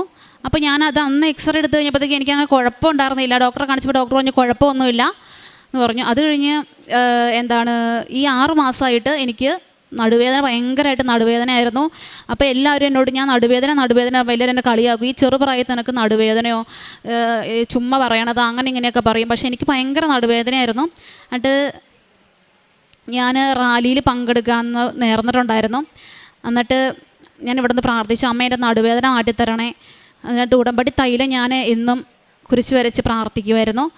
അതിൻ്റെ ഫലമായിട്ട് എനിക്ക് വേദനകൾ കുറഞ്ഞു തുടങ്ങി. പിന്നെ ഞാൻ എൻ്റെ ഡോക്ടർ പറഞ്ഞായിരുന്നു, ഫിസിയോതെറാപ്പി എനിക്കുണ്ടായിരുന്നു. അപ്പോൾ ഡോക്ടർ പറഞ്ഞു നീ നടക്കരുത്, റെസ്റ്റ് ചെയ്യണം, ഒത്തിരി നടക്കരുത്, നടന്നു കഴിഞ്ഞാൽ വേദന കൂടും എന്ന് പറഞ്ഞായിരുന്നു. അപ്പോൾ അങ്ങനെ ഇപ്പം എനിക്കൊരു പേടിയായിരുന്നു, അമ്മതാവേ എനിക്കിനി ജോലി ചെയ്യാനുള്ളതാണല്ലോ, എന്ത് ചെയ്യും ഈ നടുവേദന വെച്ച്, അങ്ങനെയൊക്കെ ആയിരുന്നു. എന്നിട്ട് പിന്നെ മഹാറാലിയിൽ ഞാൻ പങ്കെടുക്കാൻ വന്നു. ആ റാലിയിൽ പങ്കെടുത്തേ പിന്നെ എനിക്ക് ഇതുവരെയായിട്ട് എനിക്കൊരു ബുദ്ധിമുട്ടുമില്ല. ഞാൻ നടുവേദന എനിക്ക് പറയണം കൂടി ഇല്ല. എനിക്ക് ഒരുപാട് ആ റാലി നടന്നപ്പോഴായാലും എനിക്ക് ഒരു വേദന മാറും എന്നൊരു വിശ്വാസം എനിക്കുണ്ടായിരുന്നു. പക്ഷേ കൂട്ടുകാർ എൻ്റെ അടുത്ത് പറഞ്ഞിട്ട് നടക്കണ്ട നീ ബസ്സിന് പൊക്കോ നീ പൊക്കോ എന്നൊക്കെ പറഞ്ഞു വിട്ടു. അപ്പോൾ ഞാൻ പറഞ്ഞു ഇല്ലടി ഞാൻ നടക്കുവാന്ന് പറഞ്ഞ് നടന്നു. പക്ഷേ അതിൽ പിന്നെ എനിക്ക് ഇതുവരെയായിട്ടും എനിക്ക് നടുവേദന ഇല്ല. അത് രണ്ടാമത്തെ സാക്ഷ്യം. പിന്നെ ഞാൻ ജോലിക്ക് പോകണ്ടായിരുന്നില്ല, റിസൈൻ ചെയ്ത് വന്നേക്കുമായിരുന്നു. അപ്പോൾ ജോലിക്ക് പോകുന്നത് എനിക്ക് മറ്റുള്ളവരെ സഹായിക്കാനായിട്ട് എൻ്റെ കയ്യിൽ പൈസയും കാര്യങ്ങളൊന്നും ഉണ്ടായിരുന്നില്ല. പിന്നെ മമ്മിയുടെ നിന്ന് പൈസ മേടിച്ചാണ് ഞാൻ അനാഥാലയത്തിലൊക്കെ പോയിക്കൊണ്ടിരുന്നത്. പിന്നെ മറ്റുള്ളവർക്ക് വേണ്ടിയിട്ട് ഞാൻ പ്രാർത്ഥിക്കും, കൊന്ത ചൊല്ലാറുണ്ട്. അതൊരു കാരുണ്യ പ്രവർത്തനമായിട്ടാണ് ഞാൻ കാണുന്നത്. മറ്റുള്ളവർക്ക് വേണ്ടി പ്രാർത്ഥിക്കുന്നതും മറ്റുള്ളവർക്ക് വേണ്ടി കൊന്ത ചൊല്ലണതും എല്ലാവരും ആവശ്യങ്ങളൊക്കെ ഇങ്ങനെ പറയുമായിരുന്നു. അപ്പോൾ ഞാൻ പ്രാർത്ഥിക്കുകയൊക്കെ ചെയ്യായിരുന്നു. അതൊരു കാരുണ്യ പ്രവർത്തനമായിട്ടാണ് ഞാൻ കാണുന്നത്. ഇവിടെ ഞാൻ ഈ ചൊവ്വാഴ്ച ഞാൻ സൗദിക്ക് പോവുകയാണ്. എനിക്ക് വിസ വന്നു, ടിക്കറ്റ് ബുക്ക് ചെയ്തിട്ടുണ്ട്, പ്രിൻ്റ് വന്നിട്ടില്ല. ഞാൻ ഈ ചൊവ്വാഴ്ച സൗദിക്ക് പോവുകയാണ്. ഇതാണ് എൻ്റെ വിസ. എൻ്റെ ഫ്രണ്ട്സൊക്കെ ആദ്യം പാസ്സായ പിള്ളേർക്കൊന്നും ഇതുവരെ ഒന്നും റെഡിയായില്ല. ഞാൻ രണ്ടാമത് പരീക്ഷ എഴുതി, എനിക്ക് ഇത്രയും പെട്ടെന്ന് മാതാവ് എല്ലാം നടത്തി തന്നു. ഇതൊരു അത്ഭുതമായിട്ടാണ് ഞാൻ കാണുന്നത്. പിന്നെ മാതാവിനെ ഞാൻ പറഞ്ഞായിരുന്നു, മാതാവി ഒരു മുത്തുക്കുട ഞാൻ നേർന്നിട്ടുണ്ടായിരുന്നു. ഇന്ന് മുത്തുക്കുടയായിട്ടാണ് മാതാവിനെ ഞാൻ വന്നത്. അവിടെ കൊടുത്തിട്ടുണ്ട് മുത്തുക്കുട. അപ്പോൾ സാക്ഷ്യം പറയാനായിട്ട് വന്നതാണ്. മമ്മിക്ക് പുറം വേദന ഉണ്ടായിരുന്നു. മമ്മിക്ക് ഈ ഉടമ്പടി തൈലം തേച്ച പിന്നെ മമ്മിയുടെ പുറം വേദനയും കുറഞ്ഞിട്ടുണ്ട്. പൂർണ്ണമായിട്ടും മമ്മിയുടെ പുറം വേദന മാറിയിട്ടുണ്ട്. ഇത്രയൊക്കെ എന്നെ പ്രേക്ഷിത പ്രവർത്തനം. ഞാൻ എല്ലാ മാസവും ഇവിടെ വന്ന് പത്രം മേടിക്കുമായിരുന്നു. പത്രം മേടിച്ച് ആദ്യമൊക്കെ എനിക്ക് പത്രം കൊടുക്കാൻ ഭയങ്കര ചമ്മലായിരുന്നു. എല്ലാവരും നമ്മളെ കാണുമ്പോൾ മാറി നിൽക്കുമായിരുന്നു. അപ്പോൾ കൊടുക്കുമ്പോൾ അവർ വേണ്ടെന്ന് പറയുമ്പോൾ എനിക്ക് സങ്കടമായിരുന്നു. അപ്പോൾ മമ്മിയുടെ അടുത്ത് ഞാൻ പറയും, മമ്മി വേണ്ടാന്ന് പറയുക, ഞാൻ എന്നെ ചെയ്യണേ എന്നൊക്കെ ചോദിക്കും. മമ്മി പറയും സാരല്ല നീ നിർബന്ധിക്കേണ്ട, ആവശ്യമുള്ളവർ മേടിക്കും എന്ന് പറഞ്ഞു. ഞാൻ എന്നിട്ട് പേപ്പർ മടക്കി സഞ്ചിയിലാക്കി ഹാൻഡ് ബാഗിലാക്കിയാണ് കൊണ്ടുപോകണത്. എനിക്ക് ഭയങ്കര നാണക്കേടായിരുന്നു. എന്നിട്ട് ഞാൻ മമ്മീനെ കൂട്ടിക്കൊണ്ട് ഞാൻ പോവും. ഹോസ്പിറ്റലിൽ ചെന്ന്, ഒരു ഗവൺമെൻറ് ഹോസ്പിറ്റലിൽ ചെന്ന് അവിടെ ചെന്ന് കൊടുക്കാൻ നിന്നപ്പോൾ അവരെൻ്റെ അടുത്ത് പറഞ്ഞു ഇവിടെ കൊടുക്കാൻ പാടില്ല എന്ന് പറഞ്ഞു. അത് കഴിഞ്ഞിട്ട് ഞാൻ ഓട്ടോ സ്റ്റാൻഡിൽ കൂടെയും പള്ളികൾക്കിടെയൊക്കെ കൊണ്ടുപോയി കൊടുത്തു. അതാണ് ഞാൻ പ്രേക്ഷിത പ്രവർത്തനമായിട്ട് ചെയ്തേക്കണേ. പിന്നെ എൻ്റെ മുന്നിൽ കൈ നീട്ടി വന്നവരെ ആരും ഞാൻ എൻ്റെ കയ്യിൽ പൈസ ഇല്ലെങ്കിലും മമ്മിയുടെ തന്നെ മേടിച്ച് കൊടുക്കാറുണ്ട്. അപ്പോൾ ഞാൻ ഈ ചൊവ്വാഴ്ച ഞാൻ സൗദിക്ക് പോവാണ്. എന്നെ ഇത്രയും അനുഗ്രഹിച്ച അമ്മ മാതാവിന് 1000 നന്ദി പറയുന്നു. 2 കൊരിന്തോസ് 6:2 സ്വീകാര്യമായ സമയത്ത് ഞാൻ നിൻ്റെ പ്രാർത്ഥന കേട്ടു, രക്ഷയുടെ ദിവസത്തിൽ ഞാൻ നിന്നെ സഹായിക്കുകയും ചെയ്തു. ഇതാ ഇപ്പോൾ സ്വീകാര്യമായ സമയം, ഇതാ ഇപ്പോൾ രക്ഷയുടെ ദിവസം. സാനിയ സജി എന്ന ഈ മകൾ തൻ്റെ ഉടമ്പടി ജീവിതത്തിൽ ലഭിച്ച ദൈവാനുഭവങ്ങളെ അമ്മയുടെ തിരുനടയിൽ സന്തോഷത്തോടെ സാക്ഷ്യപ്പെടുത്തുന്നു. മകൾ പറയുന്നുണ്ട്, സൗദിയിൽ പോകുവാൻ പ്രോമെട്രിക് എക്സാം പഠിക്കുന്ന കാലത്ത് മറ്റുള്ളവർ പറഞ്ഞിട്ടാണ് ഉടമ്പടി ജീവിതത്തിലേക്ക് വരുന്നത്. മകളുടെ സാക്ഷ്യത്തിൻ്റെ ഒരു പ്രശ്നം, ആദ്യം മുതൽ മകൾക്ക് ഉടമ്പടി ജീവിക്കാൻ പറ്റുമോ ഇല്ലയോ എന്നുള്ള സംശയമാണ്. അതുകൊണ്ട് തന്നെ ഉടമ്പടി എടുക്കണോ വേണ്ടയോ എന്ന സംശയത്തിലാണ് അമ്മയുടെ അരികിൽ എത്തുന്നതും. വാസ്തവത്തിൽ ഉടമ്പടിയിലൂടെ എന്താണ് നമ്മോട് അമ്മ മാതാവ് പറയുന്നതും, എന്താണ് ഉടമ്പടി നമ്മളിൽ നിന്ന് ആവശ്യപ്പെടുന്നതും? നമ്മൾ അല്പം കൂടി വിശുദ്ധിയോടെ ജീവിക്കണം. നമ്മൾ ഏത് സാഹചര്യത്തിലും ദൈവനാമത്തെ മഹത്വപ്പെടുത്തണം. നമ്മൾ ദൈവം നൽകിയിരിക്കുന്ന നന്മകൾ പങ്കുവയ്ക്കുവാൻ തയ്യാറുള്ളവരാകണം. അതോടൊപ്പം നമുക്ക് ഒരു ആത്മീയ ജീവിതത്തിൻ്റെ സ്ഥിരതയുണ്ടാവണം. ഇതാണ് ഉടമ്പടി നമ്മളിൽ നിന്നും ആവശ്യപ്പെടുന്നത്.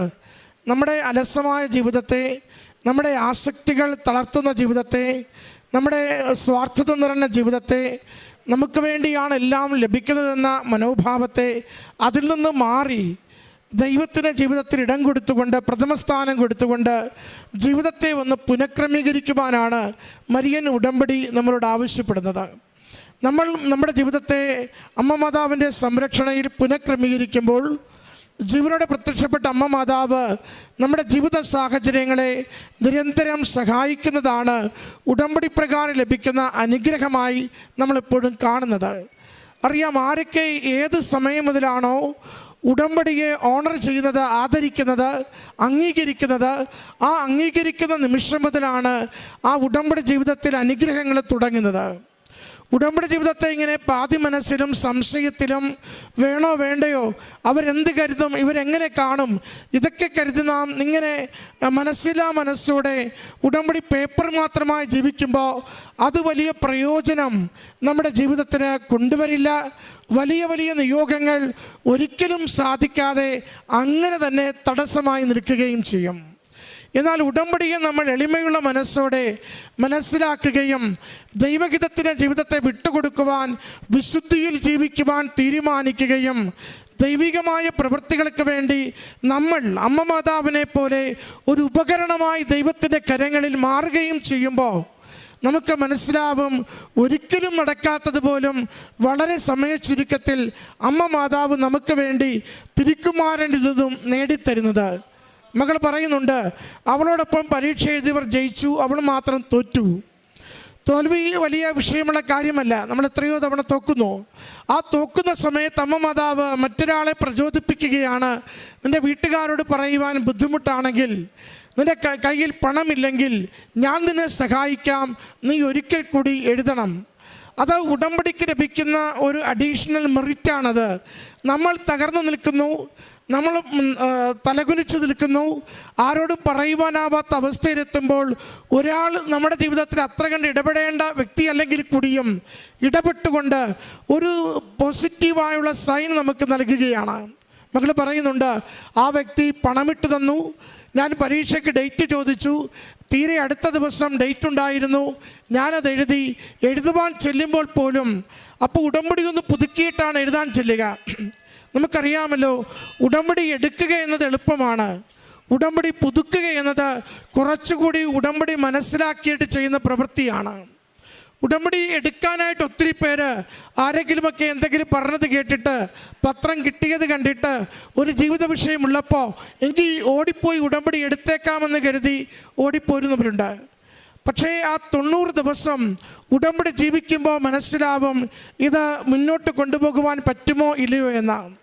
ഒരാൾ ഉടമ്പടി പുതുക്കുവാൻ വരുന്നു എന്നതിൻ്റെ അർത്ഥം ഒരാൾ അമ്മ മാതാവിനെ കണ്ടുമുട്ടുവാൻ വരുന്നു എന്ന് തന്നെയാണ്. ഒരാൾ ഉടമ്പടി പുതുക്കുന്നു എന്നതിൻ്റെ അർത്ഥം ഒരാൾ തൻ്റെ ജീവിതത്തെ ദൈവഹിതത്തിന് വിധേയപ്പെടുത്തുവാൻ തീരുമാനിക്കുന്നു എന്ന് തന്നെയാണ്. അതുകൊണ്ടാണ് ജോസഫ് അച്ഛൻ ധ്യാനത്തിൽ പറയുക, ഉടമ്പടി എടുക്കാൻ വരുമ്പോൾ നിങ്ങൾക്കൊത്തിരി ആദിയാണ്, പല കാര്യവും നിങ്ങൾ കേൾക്കുന്നില്ല, നിങ്ങളോട് പറയുന്നതൊന്നും നിങ്ങൾ കേൾക്കുന്നില്ല, ധ്യാനത്തിൽ, മറിച്ച് നിങ്ങൾക്ക് മാതാവിനോടും ഈശോയോടും പറയാനുള്ളത് മാത്രം നിങ്ങൾ പറഞ്ഞുകൊണ്ടിരിക്കുകയാണ്. അത് രോഗം സൗഖ്യപ്പെടുവാനാവും, ജോലി കിട്ടുവാനാവും, പരീക്ഷ ജയിക്കുവാനാവും, കുടുംബ സമാധാനമാവും, മക്കൾക്ക് വേണ്ടിയാവും, അത് കല്യാണത്തിന് വേണ്ടിയാവും. അങ്ങോട്ട് നിരന്തരം പറയുന്നവരായിട്ടാണ് പലപ്പോഴും ഉടമ്പടി എടുക്കുവാൻ, ആദ്യമായി ഉടമ്പടി എടുക്കുമ്പോൾ നമ്മൾ ചെയ്യുന്നത്. എന്നാൽ ഉടമ്പടി പുതുക്കുമ്പോൾ അല്പം കൂടി നമുക്ക് മനസ്സിന് ശാന്തതയുണ്ടാവും. ഉടമ്പടി എന്തെന്ന് നമുക്ക് മനസ്സിലുണ്ടാവും. അല്പം കൂടി കേൾക്കുവാൻ നമുക്ക് മനസ്സുണ്ടാവും. ദൈവസ്വരത്തെ നമ്മൾ ശ്രവിക്കും. മകൾ പറയുന്നുണ്ട്, ഉടമ്പടി പുതുക്കിയിട്ടാണ് ഞാൻ പരീക്ഷ എഴുതുവാൻ പോകുന്നത് എന്ന് വെച്ചാൽ ഒരിക്കൽ കൂടി അമ്മ മാതാവിൻ്റെ അരികിൽ എൻ്റെ ജീവിതത്തെ സമർപ്പിച്ചുകൊണ്ട് ഉടമ്പടി പ്രകാരം ജീവിക്കുവാൻ ശരീരവും മനസ്സും ആത്മാവും കൊണ്ട് തീരുമാനിച്ചിട്ട് ഞാനത് എൻ്റെ ഒരു പ്രവൃത്തിയിലേക്ക് പോവുകയാണ്. പരീക്ഷയുടെ സാഹചര്യങ്ങൾ പ്രതികൂലമാണ്. ഉടമ്പടി തൈലം പൂശി അത് തൂത്തുകളഞ്ഞു. അവിടെയുള്ളവർ ജപമാലയിലും കാശുരൂപത്തിലും ചേർത്ത് പിടിച്ച് പ്രാർത്ഥിച്ചുകൊണ്ട് പരീക്ഷ എഴുതിക്കൊണ്ടിരുന്നു. അത് ആവർത്തിക്കരുതെന്ന് താക്കീത് ചെയ്തു. അങ്ങനെ അവളുടേതായ ബലം കണ്ടെത്തിയ ഇടങ്ങളിലൊക്കെയും, അവൾക്ക് ആത്മധൈര്യം കണ്ടെത്തിയ ഇടങ്ങളിലൊക്കെയും അതിന് തടസ്സം വരുന്ന രീതിയിൽ അവിടെ ആൾക്കാർ നിൽപ്പുണ്ട്. പക്ഷെ അമ്മ കൈവിടത്തില്ല. ആരൊക്കെ ജീവിതത്തിൽ എവിടെയൊക്കെ തടസ്സം വരുത്തിയാലും ഉടമ്പടിയിൽ നിങ്ങൾ വ്യക്തതയുള്ളവരും ബോധ്യമുള്ളവരും വിശ്വസിക്കുന്നവരുമാണെങ്കിൽ അമ്മ നിങ്ങളെ കൈപിടിച്ചുകൊണ്ട് തടസ്സങ്ങളെ വകഞ്ഞു മാറ്റിക്കൊണ്ട് ജീവിതത്തിൽ വിജയം നൽകിയിരിക്കും. അതാണ് അവൾ പറയുന്നത്. ഞാൻ ആ പരീക്ഷ ജയിക്കുമോ എന്ന് നോക്കുവാൻ പോലും പേടിച്ചു. കൂട്ടുകാർ നോക്കി ജയിച്ചുവെന്ന് പറഞ്ഞു. കൂട്ടുകാരൊക്കെ നാട്ടിൽ നിൽപ്പുണ്ട്. എനിക്ക് വിദേശത്തേക്ക് പോകുവാൻ, ചൊവ്വാഴ്ച പോകുവാൻ എല്ലാം തയ്യാറായെന്ന്. ഇതാ അവസാനത്തവൻ ആദ്യത്തവനാകുന്ന, എത്ര പരാജയപ്പെട്ടാലും ആദ്യം ജയിച്ചവനേലും നമ്മളെ ലക്ഷ്യസ്ഥാനത്തെത്തിക്കുന്ന പരിശുദ്ധമ്മയുടെ പദ്ധതിയാണിത്. അതുകൊണ്ട് ഉടമ്പടിയിൽ നമ്മൾ അമ്മ മാതാവിനോട് ചേർന്ന് ദൈവത്തിന് ജീവിതം ഉടമപ്പെടുത്തുമ്പോൾ ദൈവം കൂടെ നിന്ന് മറ്റെല്ലാവരെയും മുൻപിലെത്തും വിധം അവസാന നിമിഷമാണ് ജീവിതത്തിൽ അനുഗ്രഹം കിട്ടിത്തുടങ്ങുന്നതെങ്കിലും അതിവേഗത്തിൽ ബാക്കി എല്ലാ കാര്യങ്ങളും ക്രമീകരിച്ചു തരും. അതുകൊണ്ട് ദൈവം സ്വീകാര്യമായ സമയത്ത് പ്രാർത്ഥന കേൾക്കും. നമ്മുടെ ജീവിത വിഷയങ്ങൾക്ക് ഉത്തരം നൽകും. നാം അമ്മ മാതാവിൻ്റെ ഉടമ്പടിയെ ആദരിച്ച് അംഗീകരിക്കുകയും പ്രേക്ഷിത പ്രവർത്തനം ദൈവനാമത്തെ മഹത്വപ്പെടുത്തുന്ന പ്രവൃത്തിയായി കണ്ടുകൊണ്ട് നാം ചെയ്യുവാൻ തുടങ്ങുമ്പോൾ അമ്മയുടെ വലിയ ഇടപെടലുകൾ അനുഭവിക്കുവാൻ അമ്മ സഹായിക്കുകയും ചെയ്യും. നമുക്ക് പ്രത്യാശയോടുകൂടി ഉടമ്പടി ജീവിക്കാം. ഈ മകൾക്ക് ലഭിച്ച ഈ അമ്മ മാതാവിൻ്റെ വലിയ സംരക്ഷണത്തിനും അനുഗ്രഹങ്ങൾക്കും നന്ദി പറഞ്ഞുകൊണ്ട് കരങ്ങളടിച്ച് ഈ സാക്ഷ്യം നമുക്ക് സമർപ്പിക്കാം. ഷീല ജോയ്, ഞാൻ ചാലക്കുടിക്കടുത്ത് പോട്ടയിൽ നിന്ന് വരുന്നു. ആദ്യമായി തന്നെ ഈ ആൾത്താരയിൽ നിന്ന് സാക്ഷ്യം പറയാൻ അനുഗ്രഹിച്ച ഈശോയ്ക്കും അമ്മയ്ക്കും ഞാൻ ഹൃദയം നിറഞ്ഞ് നന്ദി പറയുന്നു. 2019 സെപ്റ്റംബർ 28 ഞാൻ ഇവിടെ വന്ന് ആദ്യമായി ഉടമ്പടി എടുത്തത്. 21 മാസത്തോളം ഇതിനിടയിൽ ഉടമ്പടി പുതുക്കി ഉടമ്പടിയിലായിരുന്നുണ്ട്. കഴിഞ്ഞ മെയ്യിൽ ഞാൻ ഉടമ്പടി പുതുക്കിയപ്പോൾ ജോസഫ് അച്ഛനെ വന്ന് കണ്ടായിരുന്നു. ഞാൻ 25 വർഷമായിട്ട് അനുഭവിക്കുന്ന ഒരു ബുദ്ധിമുട്ടുണ്ടായിരുന്നു. എൻ്റെ പരോട്ടിഡ് ഗ്ലാൻഡ്, ഈ ലെഫ്റ്റ് ഇയറിന് മുന്നിലും താഴോട്ട് ഇറങ്ങി കിടക്കുന്ന ഒരു ഗ്ലാൻഡാണ്. അത് 2 സൈഡിലുണ്ട് നമ്മുടെ ചെവിയുടെ ഇപ്പുറത്തായിട്ട്. അതിൽ ഇടത് സൈഡിലുള്ള ഗ്ലാൻഡ് ഇടയ്ക്കിടയ്ക്ക് ഇൻഫെക്ഷൻ വരും. ഇൻഫെക്ഷൻ വന്നു കഴിഞ്ഞാൽ പിന്നെ ഫിസിഷ്യൻ നേരെ ENT അടുത്ത് വിടും.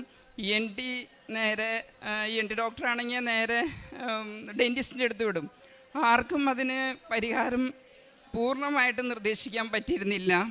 കഴിഞ്ഞ മെയ്യിൽ ഞാൻ അച്ഛനെ വന്ന് കണ്ടു. അച്ഛൻ്റെ കൈവയ്പ്പ് ശുശ്രൂഷയിലൂടെ എനിക്കതിന് പൂർണ്ണ സൗഖ്യം കിട്ടി. അച്ഛൻ സൈത്ത് പൂശി എനിക്ക് വേണ്ടി പ്രാർത്ഥിച്ചു. 1 പ്രാവശ്യമല്ല 2 പ്രാവശ്യം അച്ഛൻ സൈത്ത് പൂശി പ്രാർത്ഥിച്ചു. 2ാം പ്രാവശ്യം സൈത്ത് പൂശിപ്പോൾ എനിക്ക് തോന്നി എന്തായാലും എൻ്റെ അസുഖം പൂർണ്ണമാകും.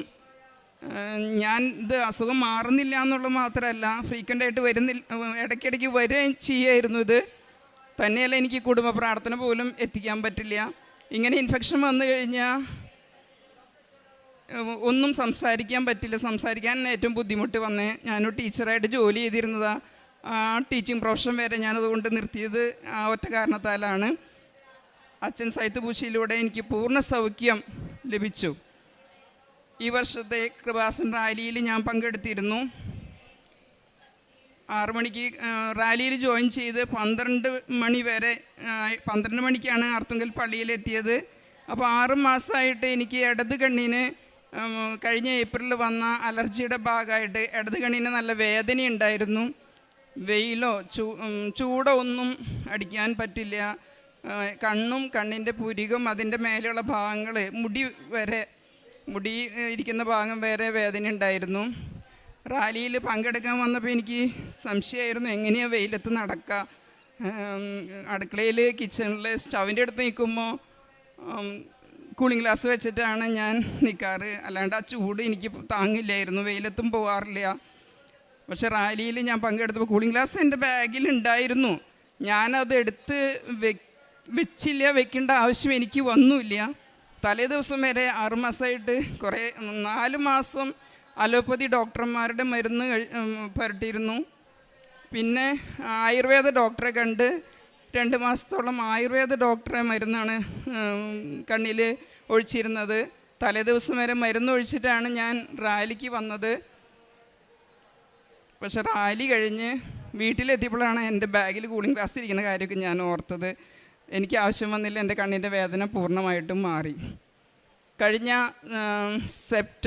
2022 സെപ്റ്റംബറിൽ ഞാൻ ഇവിടെ വന്ന് ഉടമ്പടി എടുത്തിരുന്നു. ഉടമ്പടി പുതുക്കിയതാണ്. ഒരു ആത്മീയ നിയോഗമായിട്ട് ഞാൻ വെച്ചത് അമ്മയുടെ പ്രത്യക്ഷീകരണം, സഭ പഠിക്കണം, സ്ഥിരീകരിക്കണം. പിന്നെ 2 ഭൗതിക നിയോഗങ്ങൾ വെച്ചിരുന്നു. 3 മാസം ഞാൻ ഉടമ്പടിയിലായിരുന്നെങ്കിലും എൻ്റെ നിയോഗങ്ങളുടെ മേൽ കർത്താവിൻ്റെ കൃപ വന്നില്ല. ഞാൻ ഇവിടെ വന്ന് വീണ്ടും ഉടമ്പടി പുതുക്കി കഴിഞ്ഞ് ഒരാഴ്ച കഴിഞ്ഞപ്പോൾ ഞാൻ അമ്മേനെ സ്വപ്നം കണ്ടു. ഞാനിവിടെ കൃപാസനത്തിൽ ഈ പള്ളിയിൽ ഇവിടെ ഇരുന്ന് പ്രാർത്ഥിക്കുന്നു, വിഷമിച്ചിരുന്ന് പ്രാർത്ഥിക്കുന്നു. അപ്പോൾ അമ്മ എന്നോട് വന്ന് ചോദിക്കുകയാണ്, മോളെ നീ എന്താ ഇങ്ങനെ വിഷമിച്ചിരിക്കണേ എന്ന് ചോദിക്കുകയാണ്. ഞാൻ എടുത്ത വഴിക്ക് പറഞ്ഞു, എനിക്ക് ജോസഫ് അച്ഛനെ കാണണം. ജോസഫ് അച്ഛനെ കണ്ടാൽ എൻ്റെ എല്ലാ കാര്യങ്ങൾക്കും പരിഹാരമായി എന്നുള്ള ഉള്ളിലെ ചിന്തയായിരിക്കും. അമ്മ നേരെ എന്നെ ഈ ആൾത്താരയിലേക്ക് കയറ്റി നിർത്തി, നേരെ ക്രൂശിത രൂപത്തിൻ്റെ താഴെ കൊണ്ട് നിർത്തി എന്നോട് പറഞ്ഞു, മോൾക്ക് എന്തെങ്കിലും പറയാനുണ്ടെങ്കിൽ ആ പറയാനുള്ള എല്ലാം ഈ ക്രൂശിത രൂപത്തിൻ്റെ ഇവിടെ ഈശോയോട് പറഞ്ഞോ എന്ന് പറഞ്ഞു. ഞാൻ ഈശോയുടെ കാല് പിടിച്ച് എൻ്റെ വിഷമങ്ങളെല്ലാം പറഞ്ഞു. പ്രേക്ഷിത പ്രവർത്തനമായിട്ട് ഞാൻ ചെയ്യുന്നത് ഇവിടെ വരുമ്പോഴെല്ലാം 3 കെട്ട് 6 കെട്ട് പത്രം വാങ്ങിക്കൊണ്ട് പോകും. വീടിൻ്റെ അടുത്ത് ഞാൻ അധികം കൊടുക്കാറില്ല. ഇടവകപ്പള്ളിയിൽ, എൻ്റെ വീട് ചാലക്കുടിയിലാണ്. എല്ലാവർക്കും പത്രം കിട്ടുന്നുണ്ട്. പിന്നെ അത് എൻ്റെ ചിന്തയിൽ ഒരു പ്രാവശ്യം ഒരു പത്രം കിട്ടിയാൽ മതി കൃപാസനത്തിലേക്ക് വരാൻ, അത് വിട്ട് വേണ്ട എന്നുള്ളതാണ്. 2 വയ്യാണ്ട് പള്ളിയിലൊന്നും പോകാതിരിക്കുന്ന 2 വ്യക്തികൾക്ക് ഞാൻ കൊടുക്കാറുണ്ട്. ഒരു ചേട്ടനും ഒരു ചേച്ചിക്കും, വേറെ ആർക്കും വീടിൻ്റെ അടുത്ത് കൊടുക്കാറില്ല. ഞാൻ പത്രം കൊണ്ടുപോയിട്ട് ഷൊർണൂർ, പാലക്കാട്, തൃശ്ശൂർ മെഡിക്കൽ കോളേജിൽ, ഷൊർണൂറും പാലക്കാടൊക്കെ കൊണ്ടുപോയി taxi stand, railway station, bus stand, auto stand, അങ്ങനത്തെ സ്ഥലം അവിടെയൊന്നും അധികം പത്രം കിട്ടുന്നില്ല. അവിടെയാണ് പത്രം കൊടുക്കാറ്. എൻ്റെ അനുഭവം കൂടിയും പറഞ്ഞിട്ടാണ് ഞാൻ പത്രം പരമാവധി കൊടുക്കാറുള്ളത്.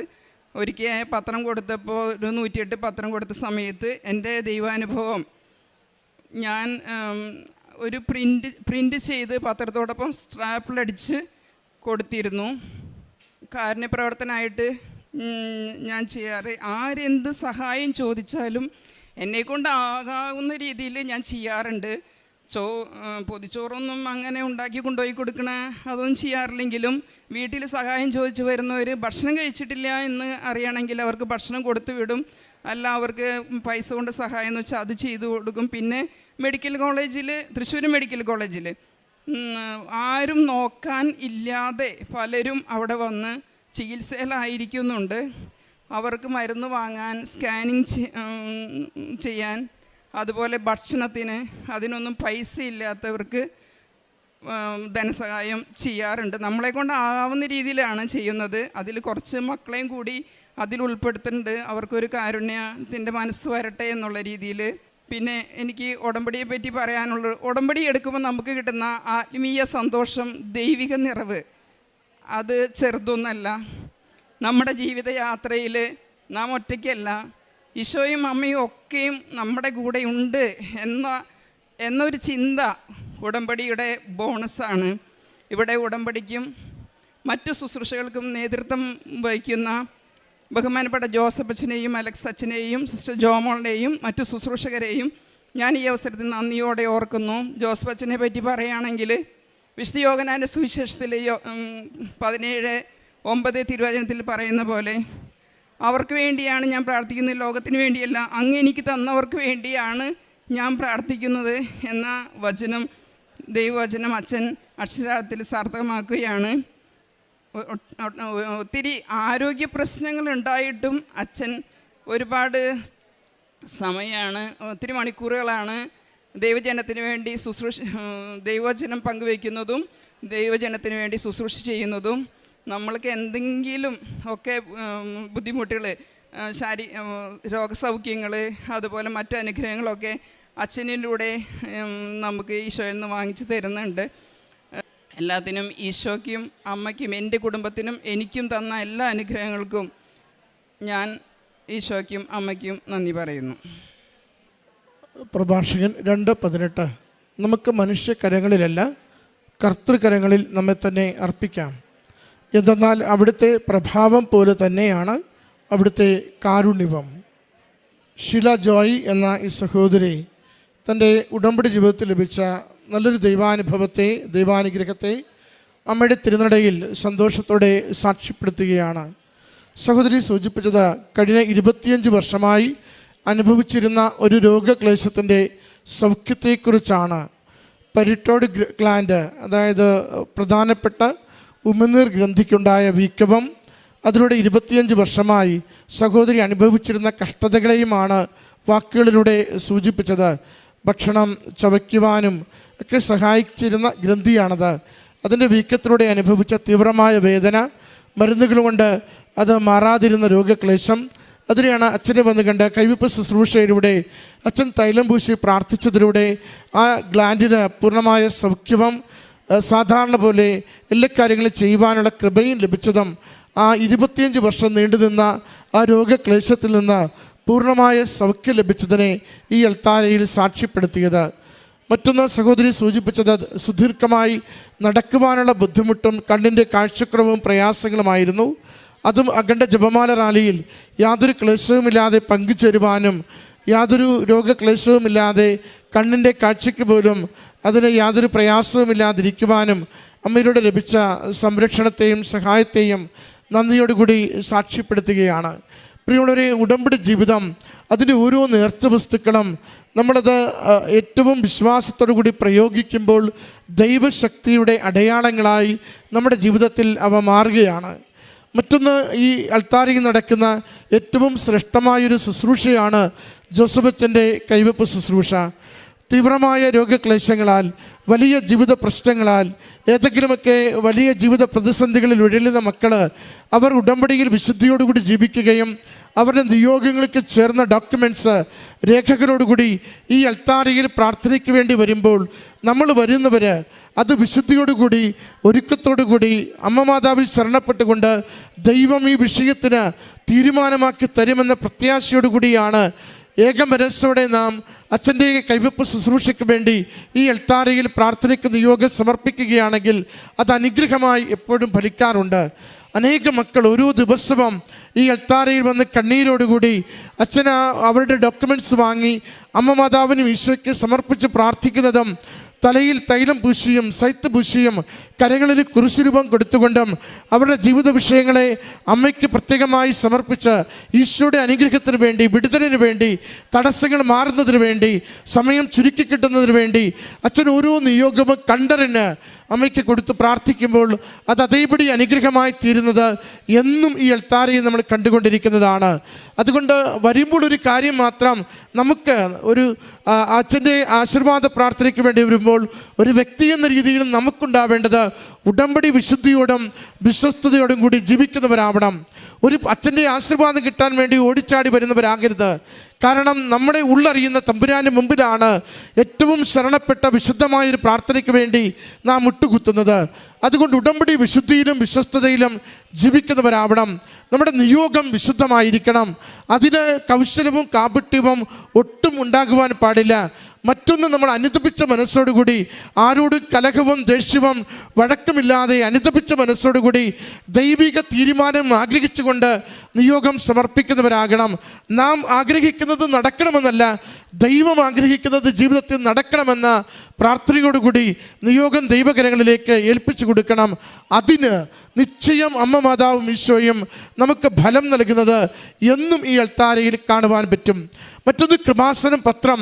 അത് ദൈവിക സന്ദേശവും അമ്മ മാതാവിൻ്റെ ഇടപെടലിലൂടെ ലഭിച്ച മനുഷ്യരുടെ ജീവിതാനുഭവങ്ങളെയും ചേർത്ത് വെച്ചുകൊണ്ട് വിശ്വാസം പകരുവാനും വിശ്വാസം ബലപ്പെടുത്തുവാനും മറ്റുള്ളവർക്ക് നമ്മൾ കൈമാറുന്നതാണ്.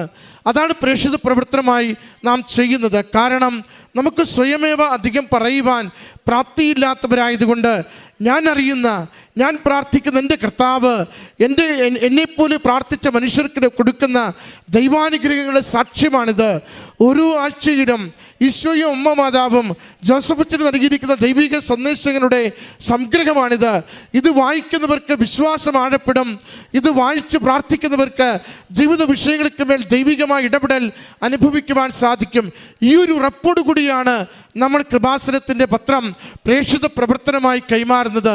വെറുതെ ആർക്കെങ്കിലും എന്തെങ്കിലും എണ്ണിപ്പറക്കി കൊടുക്കുന്നതല്ല, മറിച്ച് നമുക്ക് വിശ്വാസമുള്ളത് കൊണ്ട് ഈ വിശ്വാസം കൈമാറുന്ന പ്രവർത്തനത്തിൽ പങ്കുചേരുന്നതാണ് കൃപാസനം പത്രം കൈമാറുന്നതിലൂടെ. നമ്മൾ ഉറച്ച വിശ്വാസത്തോടു കൂടി അർഹിക്കുന്ന കരങ്ങളിലേക്ക് പ്രാർത്ഥന ചേർത്താണ് ഇത് കൈമാറുന്നതെങ്കിൽ അവരുടെ ജീവിത വിഷയങ്ങൾക്ക് ദൈവസന്നിധിയിൽ ഓടി വരുവാൻ, അമ്മയിൽ ആശ്രയിക്കുവാൻ, ഉടമ്പടി എടുക്കുവാൻ, ജീവിത വിഷയങ്ങൾക്ക് പരിഹാരം കണ്ടെത്തുവാൻ നിരന്തരം അവർക്കത് ഉപകാരവും സഹായവുമായി തീരുന്നത് നമുക്ക് കാണുവാനാവും. എപ്പോഴും അൾത്താരയിൽ മക്കൾ സാക്ഷ്യം പറയുമ്പോൾ പറയാറുണ്ട്, ഞങ്ങൾക്കൊരു പത്രം കിട്ടി, ഒരു പത്രത്തിൻ്റെ ഇത്തിരി കടലാസ് കിട്ടി, അത് വായിച്ച് അതിൽ കണ്ട ദൈവാനുഭവമാണ് ഇവിടം വരെ ഞങ്ങൾ എത്തിച്ചത്. ഞങ്ങൾ ആഗ്രഹിച്ചില്ലെങ്കിൽ ഞങ്ങളുടെ കയ്യിൽ ഏൽപ്പിച്ചൊരു പത്രം പിന്നീടൊരു സങ്കടം വന്നപ്പോൾ എടുത്തു വായിച്ചപ്പോഴാണ് അമ്മയുടെ അരികിലെത്തണമെന്ന് കരുതി ഓടിയെത്തിയത്. 1-2 മാസം 1-2 വർഷം വീടിനകത്തൊരു പത്രമുണ്ടായിരുന്നു. അപ്പോഴൊന്നും നോക്കിയില്ല. എല്ലാ പരിശ്രമവും എല്ലാ വഴികളും അടഞ്ഞപ്പോൾ വെറുതെ ഒന്നത് കണ്ണിൽപ്പെട്ട് നോക്കുകയും അമ്മ മാതാവ് 2 വർഷം മുമ്പേ ഞങ്ങളുടെ ജീവിതത്തെ സംരക്ഷിക്കുവാൻ വീടിനകത്തെത്തിയിട്ടും ഞങ്ങളത് ഗവനിക്കാതിരുന്നത് കൊണ്ട് ഏറെ ക്ലേശങ്ങൾ അനുഭവിച്ചുവെന്ന് തിരിച്ചറിഞ്ഞുകൊണ്ട് അമ്മയുടെ അരികിലേക്ക് ഓടിയെത്തി ഉടമ്പടിയെടുത്ത് ജീവിതം സംരക്ഷിക്കപ്പെട്ടത് ഈ അൾത്താരയിൽ സാക്ഷ്യപ്പെടുത്തുന്നത് ഒത്തിരി തവണ നമ്മൾ കേൾക്കുന്നതാണ്. പ്രിയമുള്ളവരെ, നാം ചെയ്യുന്ന പ്രേക്ഷിത പ്രവർത്തനത്തിന് ദൈവത്തിന് വലിയ പദ്ധതിയുണ്ട്. അത് ദൈവത്തിൻ്റെ സ്നേഹവും അവൻ്റെ ശക്തിയും അവൻ ആഗ്രഹിക്കുന്ന ഒരു പുതിയ പദ്ധതിയും ലോകത്തിന് കൈമാറുകയാണ്. ജഡിക മനുഷ്യനിൽ നിന്നും ആത്മീയ മനുഷ്യനിലേക്ക് ഓരോരുത്തരെയും മാറ്റുകയാണ്. സ്വർഗത്തിന് അവകാശികളായി അനേകരെ അവൻ ശേഖരിക്കുകയാണ്. ആ ശേഖരണ പ്രക്രിയക്കാണ് നമ്മൾ ഓരോരുത്തരും ഉപകരണങ്ങളായി പ്രവർത്തിക്കുന്നത്. അതുകൊണ്ട് അലസമായും അലക്ഷ്യമായുമല്ല, സന്തോഷത്തോടെയും സ്നേഹത്തോടു കൂടിയും നമ്മൾ പ്രേക്ഷിത പ്രവർത്തനത്തിന് വ്യാപൃതരാകുമ്പോൾ, പ്രാർത്ഥിച്ചുകൊണ്ടും നമ്മുടെ അനുഭവങ്ങൾ പങ്കുവെച്ചുകൊണ്ടും അത് കൈമാറുമ്പോൾ അത് അനേകരെ അവരുടെ ജീവിതത്തെ വിശുദ്ധീകരിക്കുവാൻ, അവരുടെ ജീവിതത്തെ ദൈവത്തിലേക്ക് ചേർത്ത് പിടിക്കുവാൻ കാരണമായി തീരും. നമ്മളെ നല്ല പ്രേക്ഷിതരായി ഉടമ്പടിയിൽ നിലനിർത്തണമേ എന്ന് പ്രാർത്ഥിച്ചുകൊണ്ട് ഈ കുടുംബത്തിന് ലഭിച്ച അനുഗ്രഹങ്ങൾക്ക് അമ്മ മാതാവിനും തിരുക്കുമാരനും നന്ദി പറഞ്ഞുകൊണ്ട് കരങ്ങളടിച്ച് ഈ സാക്ഷ്യം സമർപ്പിക്കാം. പേര് ജോസ് ഫിജു. ഞാൻ എറണാകുളം ജില്ലയിൽ ചിറ്റൂർ ഹോളി ഫാമിലി ചർച്ച് ഇടവകം അംഗമാണ്. സെപ്റ്റംബർ 24 ഞാനിവിടെ ഉടമ്പടി എടുത്തത്. ഞാനിവിടെ പറയാൻ പോകുന്ന സാക്ഷി എനിക്ക് ജോലി ലഭിച്ചതാണ്. ഞാനിവിടെ നാട്ടിൽ ഒരുപാട് ബിസിനസ്സും കാര്യങ്ങളൊക്കെ ചെയ്തിരുന്ന വെച്ചാണ്. പക്ഷേ എല്ലാം തകർച്ചയിലായിരുന്ന സമയത്ത് ഞാനിവിടെ വന്ന് പ്രാർത്ഥിക്കുകയും എനിക്കൊരു മുന്നോട്ട് പോകാനായിട്ട് ഒരു ജോലി വേണം എന്നുള്ള രീതിയിലാണ് ഞാൻ ഇവിടെ വന്നത്. അപ്പോൾ 1 വർഷം മുമ്പ് ഞാൻ എൻ്റെ മമ്മിയോടൊപ്പം ഉടമ്പടി എടുത്തതാണ്. പക്ഷേ ഞാനത് അതായത് അതങ്ങനെ അങ്ങോട്ട് കെയർ ചെയ്തില്ല. കാരണം എനിക്ക് ഈ കാര്യങ്ങൾ കൃഷിയും കാര്യങ്ങളൊക്കെ ആയിട്ട് നടക്കുമായിരുന്നു. മമ്മിയോടെ വന്ന് സാക്ഷ്യം പറഞ്ഞതൊക്കെയാണ്. പക്ഷേ ഞാൻ സീരിയസ് ആയിട്ട് എടുത്തിട്ടുണ്ടായില്ല. അപ്പോൾ എൻ്റെ അവസാനം ചെമ്മിക്കെട്ടൊക്കെ ഉണ്ടായിരുന്നു, അതെല്ലാം ഫ്ലോപ്പായി കഴിഞ്ഞ് ആകെ തകർന്ന സമയത്താണ് ഞാനിവിടെ വന്നത്. അപ്പോൾ ഇനി മുന്നോട്ട് പോകാൻ വേറെ മാർഗ്ഗങ്ങളൊന്നുമില്ല, എന്തായാലും ഒരു ജോലി വേണം. ഞാനിവിടെ വന്ന് പ്രാർത്ഥിച്ചു. അപ്പോൾ ഒരു ജോലിക്ക് വേണ്ടി അന്വേഷിക്കുകയായിരുന്നു. അപ്പോൾ ഞാൻ ഓൾറെഡി 2012 ഗൾഫിൽ നിന്ന് നിർത്തി പോകുന്നതാണ്. അപ്പോൾ 13 വർഷം ഗ്യാപ്പ് ഉള്ളതുകൊണ്ട് ഞാൻ ഈ ഫയർ ആൻഡ് സേഫ്റ്റിയാണ് പഠിച്ചത്. അപ്പോൾ എനിക്ക് പല സ്ഥലത്തും ജോലി അന്വേഷിച്ചെങ്കിലും എനിക്ക് ജോലിയൊന്നും കിട്ടിയില്ല. അപ്പോൾ ഞാനിവിടെ 24-ാം തീയതി ഉടമ്പടി എടുക്കാനായിട്ട് പ്ലാൻ ചെയ്തിരിക്കുകയായിരുന്നു. അപ്പോൾ ഇങ്ങനെ അഡ്വർടൈസ്മെൻറ്റ് ന്യൂസ് പേപ്പറിൽ കണ്ട് 25ന് ഒരു ഇൻ്റർവ്യൂ നടക്കുന്നുണ്ട്. ഫുൾ ഫ്രീ വിസയാണ്, അക്കോമഡേഷൻ എല്ലാമായിട്ട് ഉള്ള ഇതാണ്. അപ്പോൾ അത് കിട്ടാനായിട്ട് എനിക്കൊരു സാധ്യതയില്ല. ഞാൻ ഇവിടെ ഉടമ്പടി എടുത്ത സമയത്ത് മാതാവിനോട് ഒന്ന് പറഞ്ഞത് ഇതാണ്, എനിക്ക് കിട്ടാനൊരു മാർഗ്ഗമില്ല. കാരണം ഇത്രയും 13 വർഷം ഗ്യാപ്പ് ഉള്ളതുകൊണ്ട് ഒരു മനുഷ്യൻ ഇത് അക്സെപ്റ്റ് ചെയ്യില്ല. പക്ഷേ ഞാൻ ഇവിടെ വന്ന് ഉടമ്പടി എടുത്തു. അതിന് ശേഷം നെക്സ്റ്റ് ഡേ ആണ് ഇൻ്റർവ്യൂ ഉണ്ടായത്. അപ്പോൾ അത് 2 ഇൻ്റർവ്യൂ ആണ് നടന്നത്. അതിൽ ഷോർട്ട് ലിസ്റ്റ് ആയാലും മാത്രമേ നമുക്ക് സെലക്ഷൻ ആവുള്ളൂ. അപ്പോൾ ഇൻ്റർവ്യൂവിന് കയറി കഴിഞ്ഞപ്പോൾ അവിടെയുള്ള ഒരുപാട് ആളുണ്ടായിരുന്നു. എല്ലാവരും നല്ല കണ്ടിന്യൂസ് എക്സ്പീരിയൻസ് ഉള്ള ആളാണ്. ഞാൻ മാത്രം ഉണ്ടായുള്ളൂ ഇത്രയും ഗ്യാപ്പ്, 13 വർഷത്തെ ഗ്യാപ്പ് ഉണ്ടായത്. അപ്പോൾ ഞാൻ വേറെ ഒന്നും ചെയ്തില്ല, മാതാവിൻ്റെ ഉപ്പിട്ട് വിശ്വാസ പ്രമാണം ചൊല്ലി പ്രാർത്ഥിച്ചു അവിടെ ഇരുന്ന്. അങ്ങനെ ഫസ്റ്റ് ഇൻ്റർവ്യൂവിലും സെലക്റ്റായി. സെക്കൻഡ് ഇൻ്റർവ്യൂവിൽ കയറിയപ്പോഴും ഇതുപോലെ മാതാവിൻ്റെ ഉപ്പിട്ട് പ്രാർത്ഥിക്കുകയും ചെയ്തു. അങ്ങനെ ആ ഇൻ്റർവ്യൂവിൽ സെലക്ട് ആവുകയും ചെയ്തു. എനിക്ക് ഉച്ച കഴിഞ്ഞപ്പോൾ അവർ പറഞ്ഞു ആ ഇൻ്റർവ്യൂ നടത്തിയ എല്ലാവരേക്കാളും ഫസ്റ്റ് ഓഫർ ലെറ്റർ എനിക്കാണ് കിട്ടിയത്. അപ്പോൾ അതിനുശേഷം ഒരു കുറച്ച് ദിവസം കഴിഞ്ഞ് സെലക്ഷനൊക്കെ എല്ലാം കഴിഞ്ഞ് വിസ അടിക്കുന്ന ടൈമായി കഴിഞ്ഞപ്പോൾ മെഡിക്കൽ എടുക്കാൻ പറഞ്ഞു. പക്ഷേ എനിക്കൊരു ടെൻഷൻ ഉണ്ടായത്, ഒരു 7 വർഷം മുമ്പ് എനിക്കൊരു മേജർ കാർഡിയാക് അറസ്റ്റ് വന്നതാണ്. അപ്പോൾ അതിൻ്റെ സ്റ്റെൻറ്റ് കാര്യങ്ങളൊക്കെ എൻ്റെ ബോഡിയിലുണ്ട്. അപ്പോൾ അത് എക്സ്റേ എടുക്കുന്ന സമയത്ത് എങ്ങനെ വന്നാലും ഇത് വരികയും ചെയ്യും. അങ്ങനെ വന്നു കഴിഞ്ഞാൽ എനിക്കിത് പോകാൻ പറ്റില്ല, റിജക്റ്റ് ആവും. അപ്പോൾ ഞാൻ അവിടെ മെഡിക്കൽ എടുക്കാൻ ചെന്ന സമയത്ത് മാതാവിൻ്റെ ഉപ്പിട്ട് അവിടെ പ്രാർത്ഥിച്ചു. പക്ഷേ റിസൾട്ട് വന്നപ്പോൾ എനിക്ക് ഇങ്ങനെ ഒരു കാർഡിയാക്കിൻ്റെ പ്രശ്നങ്ങളുണ്ടായ ഒരു സിംറ്റംസും കാണിക്കാണ്ട് എല്ലാം നോർമൽ എന്നുള്ള റിസൾട്ടാണ് എനിക്ക് കിട്ടിയത്. പിന്നെ ഇവിടുന്ന് ചെയ്യുന്ന പത്രങ്ങൾ ഞാൻ ഒരിക്കലും പള്ളികളിൽ കൊടുക്കാറില്ല. ആദ്യം ഉടമ്പടി എടുത്ത സമയത്ത് പത്രങ്ങൾ ഏതെങ്കിലും പള്ളിയിൽ കൊണ്ടുപോയി ഒഴിവാക്കുന്ന രീതിയിൽ കൊടുത്ത് തീർക്കുക ചെയ്യണം. പിന്നീട് ഞാൻ ചെയ്തതെന്ന് വെച്ച് കഴിഞ്ഞാൽ, എനിക്ക് ഉടമ്പടി എടുത്തു കഴിഞ്ഞാൽ നെക്സ്റ്റ് ഡേ തന്നെ എനിക്കിത് ഈ സാക്ഷ്യം ഉള്ളതുകൊണ്ട് ഞാൻ വഴിയിൽ നിന്നാണ് പത്രം കൊടുക്കുന്നത്. പിന്നെ ചിലരോടൊക്കെ എൻ്റെ സാക്ഷി അവരോട് പറയുകയും ചെയ്യും. പിന്നെ കാരുണ്യ പ്രവർത്തനങ്ങളായിട്ട് ഞങ്ങൾ ചെയ്യുന്നത് പൊതിച്ചോറ് കൊടുക്കും. എല്ലാ ഗ്യാപ്പുള്ള സമയത്ത് ഞാൻ മമ്മീനെ കൊണ്ടുപോയി പൊതിച്ചോറ് വഴിയരികിൽ നിൽക്കുന്നവർക്ക് കൊടുക്കും. അപ്പോൾ ഇത്രയും വലിയ അനുഗ്രഹം ചെയ്തു തന്ന ഈശോയ്ക്കും പിന്നെ എനിക്ക് വേണ്ടി മാധ്യസ്ഥം വഹിച്ച മാതാവിനും ഞാൻ നന്ദി പറയുന്നു. ഉടമ്പടി എടുത്തതിന് ശേഷം ഇതുവരെയും ഞാൻ ഒരു കുർബാന മുടങ്ങിയിട്ടില്ല. പിന്നെ നമ്മൾക്ക് എപ്പോഴും ഒരു പ്രാർത്ഥിക്കണം, ദൈവത്തോട് കൂടെ ഇരിക്കണം എന്നുള്ളൊരു ചിന്തയാണ് ഏത് സമയം. നമുക്ക് ഒരു തെറ്റിലേക്ക് പോകാൻ നമുക്ക് മനസ്സ് അനുവദിക്കില്ല. ഞാൻ ഡിസംബർ 24 ഇവിടെ നിന്ന് പോകുന്നത്. അപ്പോൾ അതിൻ്റെ 2 സാമുവേൽ 22:7 കഷ്ടതയിൽ ഞാൻ കർത്താവിനെ വിളിച്ചപേക്ഷിച്ചു, എൻ്റെ ദൈവത്തോട് ഞാൻ നിലവിളിച്ചു, അവിടുന്ന് തൻ്റെ ആലയത്തിൽ നിന്ന് എൻ്റെ അപേക്ഷ കേട്ടു, എൻ്റെ നിലവിളി അവിടുത്തെ കാതുകളിലെത്തി. ജോസ് ബിജു എന്ന ഈ മകൻ തൻ്റെ ഉടമ്പടി ജീവിതത്തിൽ ലഭിച്ച അത്ഭുതകരമായ ദൈവിക ഇടപെടലുകളെ സന്തോഷത്തോടെ അമ്മ മാതാവിൻ്റെ തിരുനടയിൽ സാക്ഷ്യപ്പെടുത്തുന്നു. സഹോദരൻ 2-3 വലിയ പ്രതിസന്ധികൾ എങ്ങനെ തരണം ചെയ്തുവെന്ന് ഈ സാക്ഷ്യത്തിലൂടെ പങ്കുവയ്ക്കുകയാണ്. ആദ്യത്തേത് സൂചിപ്പിക്കുന്നത് 18 വർഷത്തെ ഗ്യാപ്പിന് ശേഷം താൻ പഠിച്ച കോഴ്സിൽ ആ സർട്ടിഫിക്കറ്റ് വെച്ച് വിദേശത്ത് ജോലിക്ക് പോകുവാൻ വേണ്ടിയുള്ള പരിശ്രമമാണ്. മകൻ പറയുന്നുണ്ട്, പലതരം ബിസിനസ്സുകൾ തൻ്റെ ജീവിതത്തിൽ ചെയ്തു. 1 വർഷം മുമ്പ് ഉടമ്പടി എടുത്തു. എന്നാൽ എത്ര കാര്യമായി പരിഗണിക്കാതെ ഉടമ്പടി ജീവിക്കാതെ ഞാനത് ഉഴപ്പിക്കളഞ്ഞു. പക്ഷേ ഓരോ ബിസിനസ്സും ചെയ്ത കാര്യങ്ങളൊക്കെയും എനിക്ക് നഷ്ടങ്ങളും തകർച്ചകളുമാണ് കൊണ്ടുവന്നത്. അതുകൊണ്ട് തന്നെ കൂടുതൽ ഭാരപ്പെട്ട ജീവിതത്തിലേക്ക് മാറിയത് കൊണ്ടാണ് ഇവിടുന്ന് രക്ഷപ്പെടണം, കുറേ കൂടി സുരക്ഷിതമായ ജോലി നേടണം എന്ന ആഗ്രഹത്തോടു കൂടി അമ്മയോട് ചേർന്ന് വീണ്ടും വന്ന് 2ാമതൊരു ഉടമ്പടി എടുക്കുന്നത്. അത് മനസ്സൊരുക്കിയാണ് ഉടമ്പടി എടുക്കാൻ വരുന്നത്. ഉടമ്പടി എപ്പോഴും നമ്മുടെ മനോഭാവത്തെ ആശ്രയിച്ചിരിക്കുന്ന ഒരു വലിയ കാര്യമാണ്. നമുക്ക് ഉടമ്പടി എന്തെങ്കിലും ഒരു കാര്യത്തിന് ഓടിച്ചാടി വന്ന് ഉടമ്പടി എടുക്കുക എന്നതിൽ വലിയ കഥയില്ല. മറിച്ച് ഉടമ്പടി ജീവിക്കുവാൻ തീരുമാനമെടുത്തുകൊണ്ട് ഉടമ്പടി ജീവിക്കുവാനുള്ള ഒരു ആംബിയൻസ്, സാഹചര്യങ്ങൾ നമ്മുടെ ജീവിതത്തിൽ തന്നെ ഒരുക്കുവാൻ തയ്യാറായിക്കൊണ്ട് നാം ഉടമ്പടിയിലേക്ക് പ്രവേശിക്കുകയാണെങ്കിൽ ആ ഉടമ്പടി വീഴ്ചയില്ലാതെ മുന്നോട്ട് കൊണ്ടുപോകുവാനുള്ള ഒരു കൃപ അത് നമുക്ക് ആവശ്യമാണ്. ആ കൃപ അമ്മ മാതാവും ഈശോയും തന്നെ നമുക്ക് നിരന്തരം നൽകിക്കൊണ്ടിരിക്കും.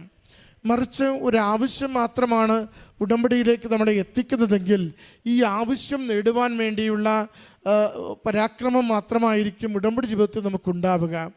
പ്രാർത്ഥന പോലും ആവശ്യത്തിന് വേണ്ടിയായിരിക്കും. നമ്മുടെ കാരുണ്യ പ്രവൃത്തികളൊക്കെ ഈ ആവശ്യത്തെ കണ്ടുകൊണ്ടായിരിക്കും. നമുക്ക് ദൈവസ്നേഹത്തോടു കൂടിയല്ല ഉടമ്പടി ജീവിക്കുന്നത്. മറിച്ച് ഈ ഒരു ആവശ്യം എങ്ങനെയെങ്കിലും സാധിച്ചു കിട്ടാൻ വേണ്ടി ഞാൻ അതിനുവേണ്ടി എല്ലാ കാര്യങ്ങളും ചെയ്യുന്നത് പോലെ വരും. രണ്ടും തമ്മിൽ വലിയ വ്യത്യാസമുണ്ട്. ഉടമ്പടി ജീവിക്കുന്നത് ദൈവസ്നേഹത്തോടു കൂടിയാണോ, ദൈവത്തെ സ്വന്തമാക്കാനുള്ള ആഗ്രഹത്തോടു കൂടിയാണോ, അതോ ഉടമ്പടി ജീവിക്കുന്നത് ഒരു കാര്യം നേടുവാൻ വേണ്ടിയുള്ള ഒരു സാധ്യതയ്ക്ക് വേണ്ടി മാത്രമാണോ? കാര്യം നേടുവാൻ വേണ്ടിയുള്ള സാധ്യതയ്ക്കാണ് ഉടമ്പടി എടുക്കുകയും ജീവിക്കുകയും ചെയ്യുന്നുവെങ്കിൽ നമ്മളൊക്കെ വളരെ ചെറിയ മനുഷ്യരാണ്. ദൈവത്തെ ആവശ്യത്തിന് വേണ്ടി മാത്രം ജീവിതത്തോട് കൂട്ടുപിടിക്കുന്ന മനുഷ്യരാണ്. നമുക്ക് ദൈവത്തിൽ അടിയുറച്ച് നിൽക്കുവാനും ദൈവസ്നേഹത്തിൽ വളർച്ചയിലേക്ക് വരുവാനുമുള്ള തുറവിയില്ലാത്ത മനുഷ്യരാണ്. അതാണ് രണ്ട് തരം ഉടമ്പടി നമ്മൾ എപ്പോഴും കാണുന്നത്. ഒരു അപകടം വരുന്നു, ഒരു പ്രതിസന്ധിയും കടബാധ്യതയും വരുന്നു, ജീവിതം വല്ലാതെ സ്റ്റക്കാകുമ്പോൾ അതൊന്ന് രക്ഷപ്പെടാൻ വേണ്ടി ഒന്ന് ഉടമ്പടി എടുക്കാം, 90 ദിവസം അതനുസരിച്ച് പോകാം, 90 നടന്നില്ലെങ്കിൽ ഒന്ന് പുതുക്കാം. അതിൻ്റെ ആറ്റിറ്റ്യൂഡ് വ്യത്യാസമുണ്ട്. മറിച്ച് ഞാൻ എൻ്റെ ഉടമ്പടി ജീവിതത്തിലേക്ക് വരുമ്പോൾ ദൈവത്തിന് ഉടമപ്പെട്ട ഒരു ജീവിതത്തിലേക്ക് എന്നെ വിട്ടുകൊടുക്കുവാൻ തയ്യാറാവുന്നു. എൻ്റെ ജീവിതത്തിൻ്റെ ഭരണം, എൻ്റെ ജീവിതത്തിൻ്റെ മുന്നോട്ടുള്ള ഗതി അത് ദൈവകരങ്ങളിൽ പൂർണ്ണമായി ഞാൻ ഏൽപ്പിച്ചു കൊടുക്കുന്നു. എന്താണോ അവിടുന്ന് എനിക്ക് വേണ്ടി ഒരുക്കി വച്ചിരിക്കുന്നത്, ആ ഒരുക്കി വച്ചിരിക്കുന്നത് സന്തോഷത്തോടെ സ്വീകരിക്കുവാൻ എന്നെ തന്നെ പൂർണ്ണമായി വിശുദ്ധിയോടെ ഞാൻ സമർപ്പിക്കുന്നു എന്നതാണ് നമ്മുടെ ആറ്റിറ്റ്യൂഡെങ്കിൽ ദൈവത്തിനാണ് പ്രഥമസ്ഥാനമുള്ളത്, ദൈവിക താല്പര്യങ്ങൾക്കാണ് ജീവിതത്തിൽ മുൻഗണനയുള്ളത്. അതുകൊണ്ട് തന്നെ ദൈവം കൂടെ നിന്ന് ജീവിതത്തെ ക്രമപ്പെടുത്തി മുന്നോട്ട് നയിക്കുന്നത് വേഗത്തിൽ അനുഭവിക്കുവാൻ നമുക്ക് സാധിക്കും. സഹോദരൻ രണ്ടാമത് ഉടമ്പടി എടുക്കുമ്പോൾ ജീവിത വിഷയം ആകെ പ്രശ്നത്തിലാണ്. പറയുന്നത് പുറത്തു പോകണം, എങ്ങനെയെങ്കിലും രക്ഷപ്പെടണം, നാട്ടിലുള്ള കാര്യങ്ങളൊന്നും അത്ര ശരിയാവുന്നില്ല. പക്ഷേ തടസ്സങ്ങളാണ് കൂടെയുള്ളത്. ഒന്ന് 18 വർഷം, അതൊരു ലോങ് ഗ്യാപ്പാണ്. ഇന്ന് ഈ പ്രഭാതത്തിൽ നിങ്ങൾ കേട്ട സാക്ഷ്യങ്ങളുടെ പ്രത്യേകത എന്താണ്? ഓരോരുത്തരും വളരെ വർഷങ്ങളായി നടക്കാതിരുന്ന വിഷയങ്ങൾക്ക് മേൽ ദൈവമാതാവ് അമ്മ മാതാവിലൂടെ ലഭിച്ച അനുഗ്രഹങ്ങളെയാണ് സാക്ഷ്യപ്പെടുത്തുന്നത്. അത് പലപ്പോഴും അങ്ങനെയാണ്. ഒരു സമയത്തിന് മേൽ അധികാരമുള്ള അമ്മയുടെ കൺഫർമേഷൻസ് നമുക്ക് തന്നുകൊണ്ടിരിക്കുകയാണ്. സ്ഥിരീകരണങ്ങൾ എത്ര നാൾ പഴകിയതാവട്ടെ, എത്ര കണ്ട് നടക്കാതെ ജീവിതം കലുഷിതമായതാവട്ടെ, ആ വിഷയങ്ങൾ ഞാൻ ഏറ്റെടുത്തുകൊണ്ട് ജീവിതത്തിൽ നിങ്ങൾക്ക് സംരക്ഷണവും മേൽഗതിയും തരും വിധം, സുരക്ഷിതമാക്കും വിധം ഞാൻ നിങ്ങളെ സഹായിക്കുമെന്ന് അമ്മ ഇടപെടുന്ന അനുഭവങ്ങളാണ് തുടർച്ചയായി ഇന്ന് നാം അൾത്താരയിൽ കേൾക്കുന്നത്. 25 വർഷം പഴകിയ രോഗസൗഖ്യത്തെ നാം കേട്ടിരുന്നു. 18 വർഷത്തിന് ശേഷം ജോലി ലഭിച്ചത് നാം കേട്ടിരുന്നു. വീണ്ടും മറ്റൊരു 18 വർഷത്തിന് ശേഷം ജോലിക്ക് വേണ്ടിയുള്ള ഒരു പരിശ്രമത്തെയാണ് ഈ അൾത്താരയിലേക്ക് കൂട്ടിക്കൊണ്ടുവരുന്നത്. അമ്മ നമ്മോട് നൽകുന്ന കൈമാറുന്ന സന്ദേശം, ഞാൻ സമയത്തിന് മേൽ അധികാരമുള്ള അമ്മയാണ്, സമയച്ചുരുക്കത്തിൻ്റെ അമ്മയാണ്.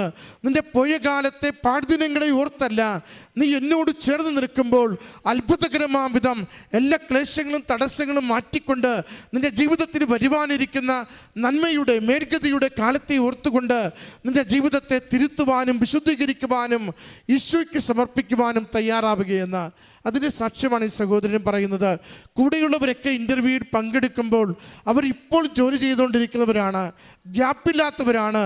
ചേട്ടൻ പല ബിസിനസ്സുകളിൽ പല ജോലികളിൽ കറങ്ങിത്തിരിഞ്ഞ് നടന്നിട്ട് ഇപ്പോൾ പണ്ട് പഠിച്ചതിൻ്റെ സർട്ടിഫിക്കറ്റുമായിട്ട് ജോലിക്ക് വേണ്ടി പോകുന്ന വ്യക്തിയാണ്. അതാണ് വ്യത്യാസം.